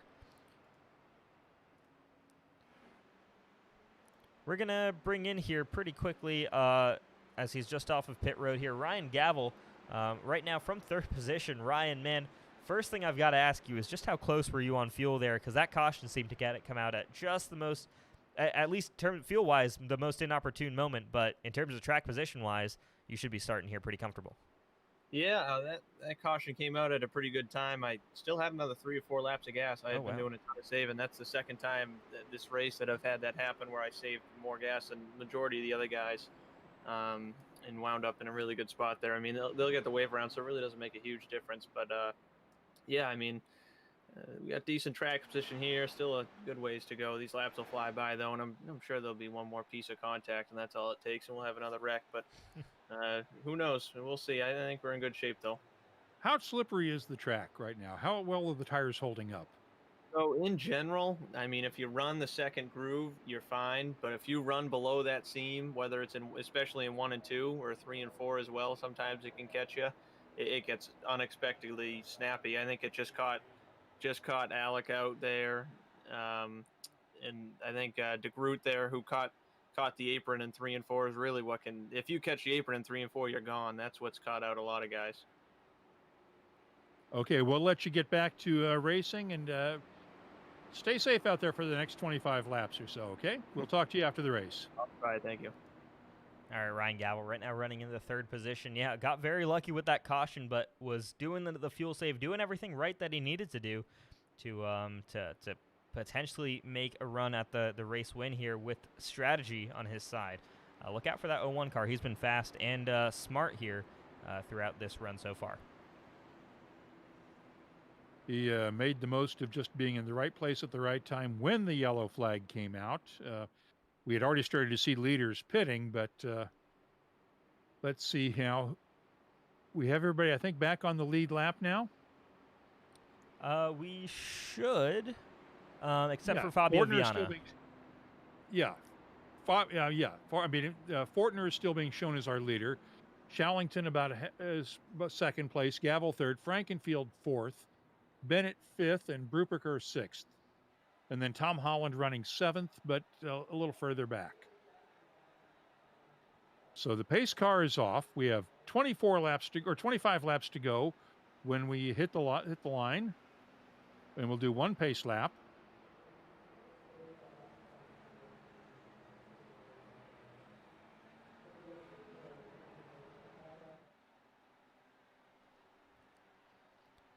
All right, here we go. Yep, pace car off. Justin Fortner will now be, I think for the first time tonight, he'll be the one leading the field back to green flag. And Jay Shallington, who's kind of just been hanging out this race. Been playing it pretty smart, just staying out of everyone else's way.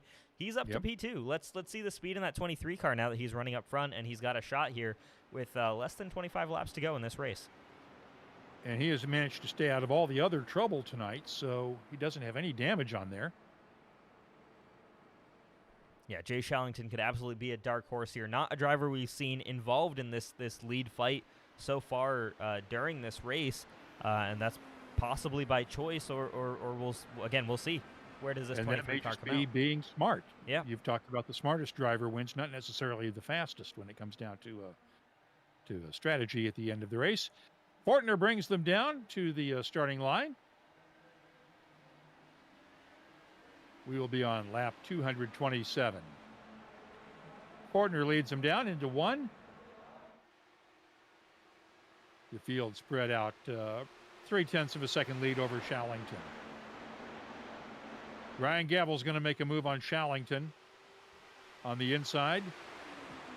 Going into 3, it looks like. Here we go. Here we go. Yep. It's going to be Shallington looking to try and see what move he can make, but it's Ryan Gavel potentially with the run on the top side of Jay Shallington for the second position, as Chad Frankenfield as well looking to follow Gavel down to for second position. Here we go. Gavel and Frankenfield maybe trying to even make that 3 wide there. That gap quickly shrinks as Gavel around the outside of Shallington for the second position, and now Gavel to the inside of Fortner for the lead here on lap 228. And here comes Gavel. He'll take the lead over Fortner. Frankenfield third, Shallington fourth. Nope. Frankenfield drops back to third. Fortner and Henry Bennett pulls up into fourth now. Yep. Shallington's dropped back into fifth. Yeah, Henry Bennett with a big run there on the back of Chad Frankenfield. Does a good job at checking up there, as here we go. Fortner back to the lead on Ryan Gavel. Gavel's going to slide back down to the bottom as Chad Frankenfield really enjoying running that top lane. And here you go, Gavel running that bottom here. He's going to hug that white line and see what he can do, as Chad Frankenfield now ducks almost below the line to make it 3 wide for the lead. And takes the lead. I would love to see the replay on that, because I bet you Chad got at least half a tire under that yellow line. For sure. The problem is with that, I don't know if I want to see the replay, because there's still action going on the racetrack right now. I know. Oh, and Gavel almost went into the wall. Ooh. Gavel almost got very close. And here comes Jari, who's back in the fight here. He kind of fell off the pack on that last run, but Jari Brubaker back in the fight because of that caution, and he's brought that number 88 car back into it, and they're 3 wide for second place now. And here comes Fortner up. Ooh, Fortner and Frankenfield.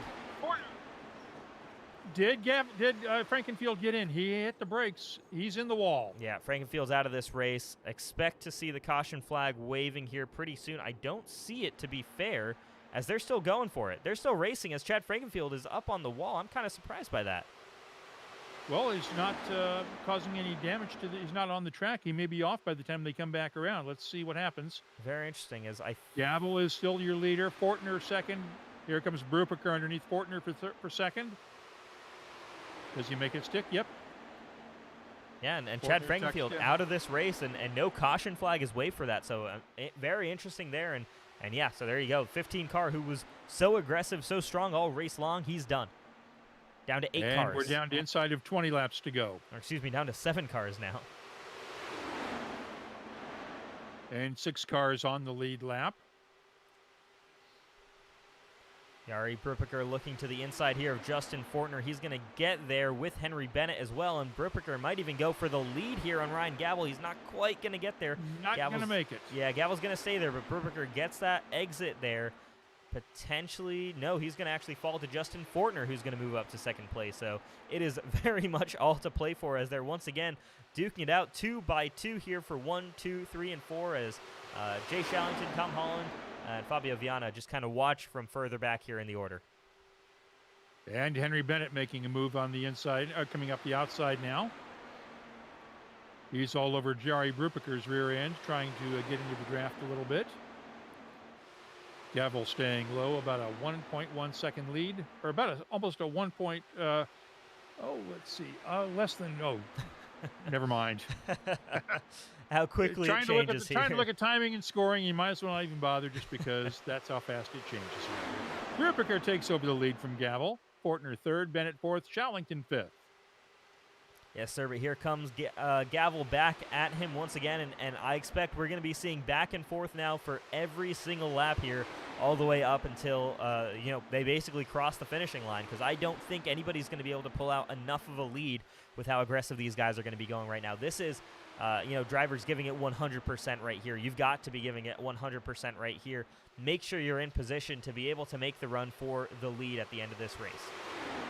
All the drivers have fuel. They all have solid tires under them. Now it's just a case of who has the skill and the intellect to make the strategic call. Absolutely, yep. So it's just playing it out, just figuring out. I think using these laps to figure out where you can make moves is perfect. That's exactly what you need to do. The track condition is very similar to what it's going to be like at the end of the race. Everyone's driving similarly to like they will in the final 5 laps or so. So what you do is you start making some moves. Say, okay, is this going to stick? How does my car react to me making this move? And you learn from that. You start thinking, what am I going to do when it comes down to lap 250, when I'm running down out of 2 into turn 3? How am I going to make that move for the lead? And that's what all of these drivers are probably thinking right now. They're all making these moves. You see Jari there moving up to the top line, trying to see, can I hold this on the top line? No, I can't quite do that. I need to defend that bottom if I'm in the lead. All of these guys are thinking exactly what their game plan is for lap 250, because that's where it's going to be decided who wins this race. Henry Bennett's coming up the middle. Then he tucks in behind Gavel, going into 1. Brubaker's been running that high line throughout. Yeah, Brubaker really a fan of that high line here. It's a solid defensive line. It just isn't going to get you past another driver here. You're carrying good enough speed through the corner where nobody can really quite get to you or clear you, and you carry good speed off the corner where guys aren't able to get as much of a run on you, and it helps you in theory for the following corner, but you're never going to make a pass on the outside lane. It doesn't seem to work on this track. I don't think the banking up top is enough for you to really make that move work. It's a very wide track, so you're not going to make an overtake, but you can defend. So again, that could also be Brubaker just playing it out, saying, hey, if I make the move and I get into the lead, how am I going to defend my lead on lap 250? He may also trying to be suckering some of these other guys into thinking he's going to take that high line, and then all of a sudden, bam, he's down on the low line. Oh, very well. I'm sure the mind games are already being played without a doubt between all of these drivers. So again, there's so many things going on in these guys' head. You're not only doing this at 230 miles an hour, having to react so quickly to all the action around you, but you're also having to think 3, 4, 10 laps in advance as to what you're going to do then when the checkered flag waves. Bennett is challenging Frankenfield right now for the lead of the race. I'm sorry, Bennett is challenging Gavel. Let's put it that way. The yellow cars strike again, folks. It's been a long night. Brubaker tucking down, now taking that low line, tucking right in behind Ryan Gavel. And how about this? While we've got some the cars that we have left on the racetrack, we should talk about the K&P Graphics paint of the race here, as surely it's got to be one of these guys who've made it to the end here. Similar to a Long Beach thing, the best looking paint is one of the ones that's still running when the checkered flag waves, isn't it? Hey, I'm sorry. Henry's a great driver, but I can't give it to a livery that I can't see the damn number on. I totally agree with that. I do have to say, one that I do like just for the recognizability of it is the yellow wheels on Jari Brubaker. I do like the blue and yellow. Maybe it's a little bit dark in some aspects, but it is at least a recognizable scheme. And then for me also, Fabio Viana is another one that stands out to me. The black and the orange triangles. When you get a close-up on that livery, it does look beautiful. I'd love to hear your thoughts as well. I'm not as big a fan of Viana's, but I like the Shallington livery. That's a nice paint job. Oh, absolutely. Shallington, that's a great one. Is that the one that stands out? It definitely stands out. I think that lighter blue, 100% I'm on board in terms of you can recognize that that's Jay Shallington on the racetrack. I'd vote for Shallington or Fortner. I like the bright red on Fortner's car too.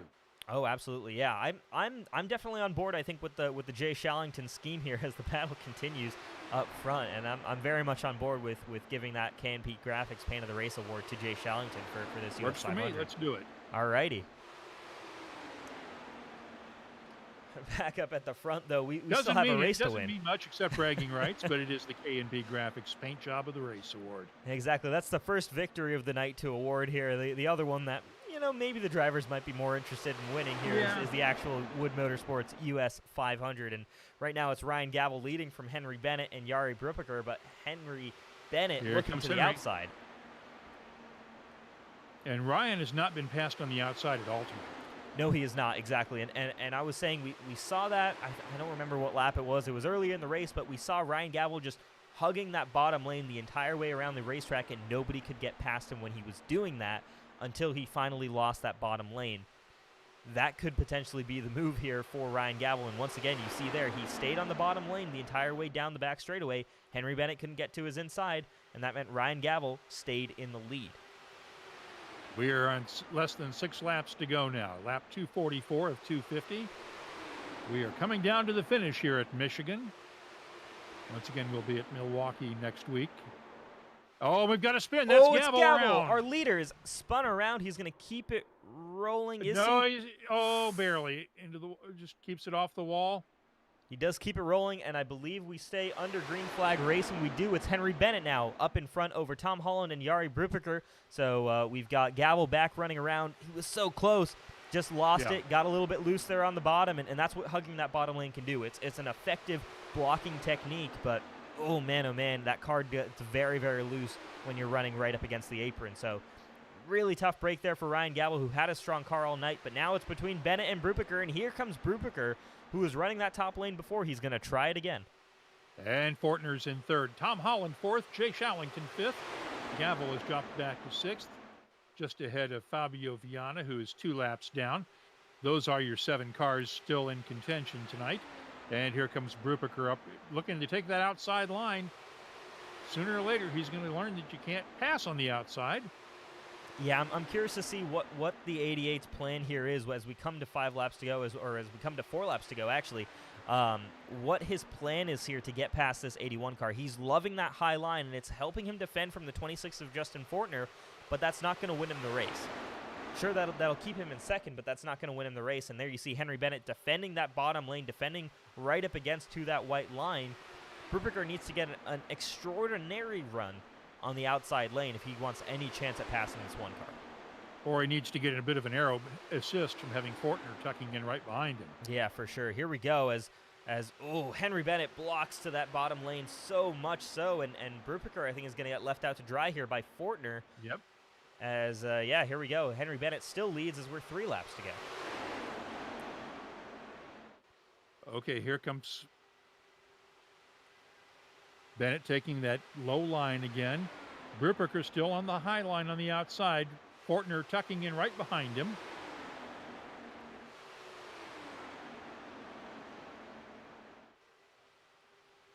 Here we go. What can Brubaker do? Again, trying that outside lane, because credit where credit's due, Henry Bennett is not giving him that inside lane. Bennett is running that car right along the white line wherever he can here. And that means that Jari Brubaker can just not quite get to the inside of that car. I wonder, is there a white line? Oh, look at this. Brubaker coming down low this time a little bit. Coming down lower, but he's still running that top lane here above Henry Bennett. I don't know if that's going to be enough here. Oh, Henry Bennett comes up a little bit through 3 and 4 as we're coming up to just 1 lap to go here. What can they do? Henry Bennett leads for the Whiskey Cast last call, final lap. It's last call time. If you're into whiskeys and you're into podcasts, you definitely need to listen to Whiskey Cast, to our weekly podcasts and our Friday night happy hour show, live webcasts on YouTube. Let's send it down as Henry Bennett leads him down into the final set of turns, followed by Jari Brubaker, Justin Fortner. Who's going to win it? Ryszard Kozla. Let's call it home.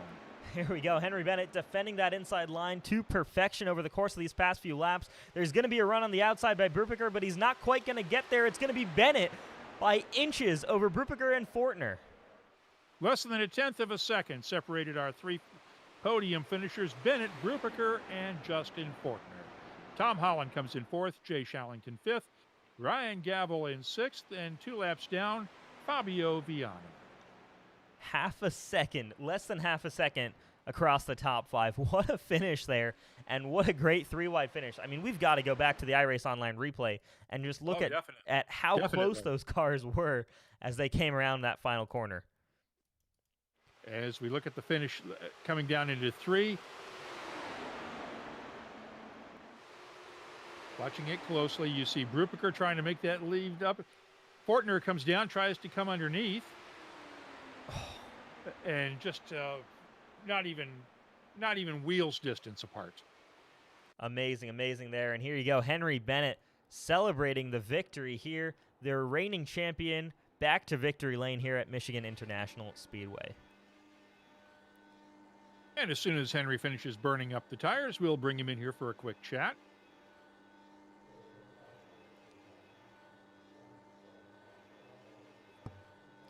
Yeah, one car back in victory lane. That's fitting there. And once again, certainly we need a sponsor here for Henry Bennett. Give him a more identifiable car here than the green and red that he's been running so far this season. We got to get some bright colors here on this number one. We need Henry to get a sponsor. So the first win of the 500-mile events. Henry Bennett, I believe, a former winner as well of the Indy 500 here in the Elite Racing Leagues. So this could be a fortuitous start to the Triple Crown here for Henry Bennett, as he could try and go for another Indy 500 victory. Yes, Henry's not only last year's champion, he was also a former 500 winner. And let's get him into the room here. Yeah, let's see if we can grab him. Going to see. Unfortunately, we have no way to get to him until he shows up in our waiting room. Oh, Henry!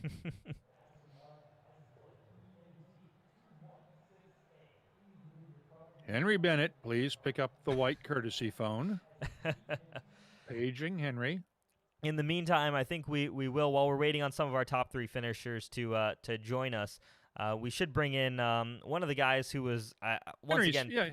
Oh, Henry is going to join us later, but I do want to bring in, just before we talk to our race winner, Henry Bennett, we did have Ryan Gabel here. Ryan, man, so close there at the end, just got it loose there on the bottom, kept it out of the wall though, and kept it running at the end for P6. Unfortunate end to such a strong day. Yeah, that was tough. I mean, I was running that defensive line pretty well, but it would every lap get loose out of four. I tried bringing down the weight jacker, but guess I didn't bring it down enough. It just snapped on me out of four, and I was hoping for a caution. If I had the caution for my own spin there, I would have been gold, and I would have been able to throw some fresh tires on. It would have been a 2 or 3 lap run to the end, but no caution came out, so yeah, it was too bad. How tough was it that last couple of laps with you guys just starting to spread out just a little bit, but it was really starting to pack up at the end there, right before your spin? Yeah, it was definitely getting anxious there, seeing everyone. I mean, Henry was on my outside the whole last run. It was just real tough, trying to hold him off. He was really fast, and happy he got the win. He was flying, and I mean, I was hoping to get it, and I mean, I thought I had a good shot. I should have just tightened up the car a little more there, but good win to Henry, and good race to everybody up front. That was good stuff after we got through the madness at the beginning. Yeah, because we saw nobody passed you on the outside for the lead, as near as we could tell the entire night. Once you took that low line in and held on to it, if you could hold that line, nobody was getting around you until the spin. Yeah, that was the risk that was included with it. It used to be easier. I remember a few seasons ago running this race, used to be a lot easier to just hug that yellow line the whole way around, and there was no passing the guy there. But there was a lot of risk, though, this time around. The cars were a lot looser, which is obviously a good thing, because you don't want a race where a guy can do what I was doing there at the end. And as you can see, the risk versus reward, and just a few more laps of being able to hang on to it there, I might add it. All right. Thanks for joining us, Ryan. We'll see you next week at Milwaukee. All right, Ryan Gabel there. He was running up front for a decent portion there, but just lost it there with a few laps to go, though. Oh, excuse me there. Bringing in our race winner, Henry Bennett, that one car back in victory lane. Henry, congratulations, man. What a run there, and what a defensive drive in those final 5 or 6 laps. Yeah, I'm quite surprised to win, really, because there's a lot of good drivers out there. Happy to get to the end, but at the end there, it could have been anyone's, really. I just got lucky, and Ryan spun defending the low line, and then I just had to defend the low line. But yeah, if someone tried to get their nose under me, then there's not much I could have done about it. What was the key to you to pulling the win off tonight? Because you were able to run up front almost all night long and stay out of everybody else's mess in the back. I mean, that's the key right there, is being up front. So there's less incidents that are going to happen in front of you if you're at the front. And the one time I did drop back to save fuel, there's the big one happened, what took out most of the field, and luckily, me and Yari and Justin managed to pick our way through it. I don't know how there's cars flying from all directions. Well, this is a good start for you to the season after good performances the first two races. Now you've got to win, and that should set you up well for the playoffs, I would think. Yeah, it's a very good start to the season. I think it's fifth or 2/4 and a first. Can't ask for better. Now, Rish and I have been commenting the last three races about your livery on your car because we can't see the numbers on it. We need to get you a sponsor. We've been arguing all three races that if the number one car needs to have a sponsor on it. Are you looking for sponsorship? And if somebody does want to sponsor you, how can they do it? I'm happy with the car as it is, but I wouldn't say no to sponsorship if anyone's offering. But okay. So for next race, I promise I'll have my number big on the side pod with a nice white background for it. Well, we know because you're the only green car in the series, so we know it's you. But it would just be nice to see that number one stick out. I appreciate that, especially night races. I think my car kind of in the background. We're just busting your chops a little bit here. Congratulations, Henry. Great race tonight. Guys, really appreciate it. Okay. That's our winner, Henry Bennett, his first win of the season. 3 winners in 3 races so far. We're going to wrap it up now for the Mega Player 86 IndyCar Elite Racing League Series tonight. The Woods Motorsports US 500 at Michigan International Speedway. We'll be back at Milwaukee next week, 7:30 Eastern Time at the same channel and same YouTube location. You'll be able to see us then. Another 250 lapper on a short 1 mile track that's going to be a lot of fun, right, Rish? Oh, absolutely. Again, another brand new type of racetrack. We've done that 1.5 miler at Homestead. We've done a street course. We've now done a 500 miler. We now head to short track racing in IndyCar, and that one's going to be, again, it's going to be another interesting one. I'm expecting a bit of a caution fest early on, but I'm hoping the guys kind of sort themselves out like they did here tonight. Okay, let's call it a night now. That's it for the Wood Motorsports US 500 from virtual Michigan International Speedway. Thanks again to our sponsors, Richmar Florists Racing and C2 Freight. We want to thank you for watching tonight. Stay safe, everyone. I'm Mark Gillespie along with Rish Kozla. We'll see you next week.